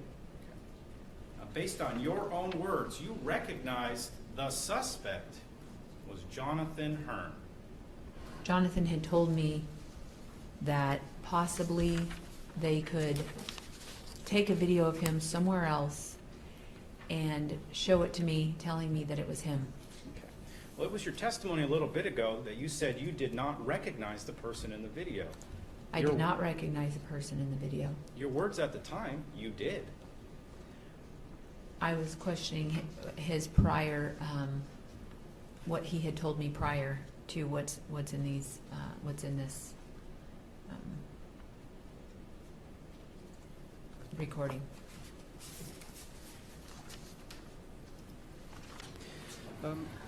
Ms. Limon, after your husband died, you did not want to tell law enforcement about Jonathan, correct? Correct. Okay.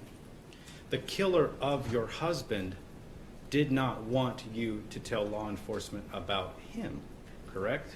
Correct. Okay. So you and the killer of your husband had the exact same desire in respect to law enforcement, correct? I did not know that Jonathan Hearn was the killer. Okay. Did you have the exact same desire in respect to law enforcement as Jonathan Hearn did? No, Okay. You did not want law enforcement to find out about Jonathan Hearn. at that time, no, I did not. Let me show you what's been marked as People 62.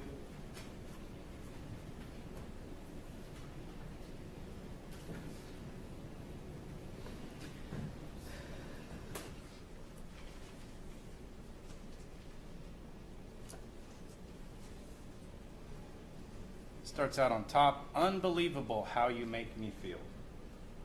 Did you give this card to Jonathan? Yes, Unforgettable.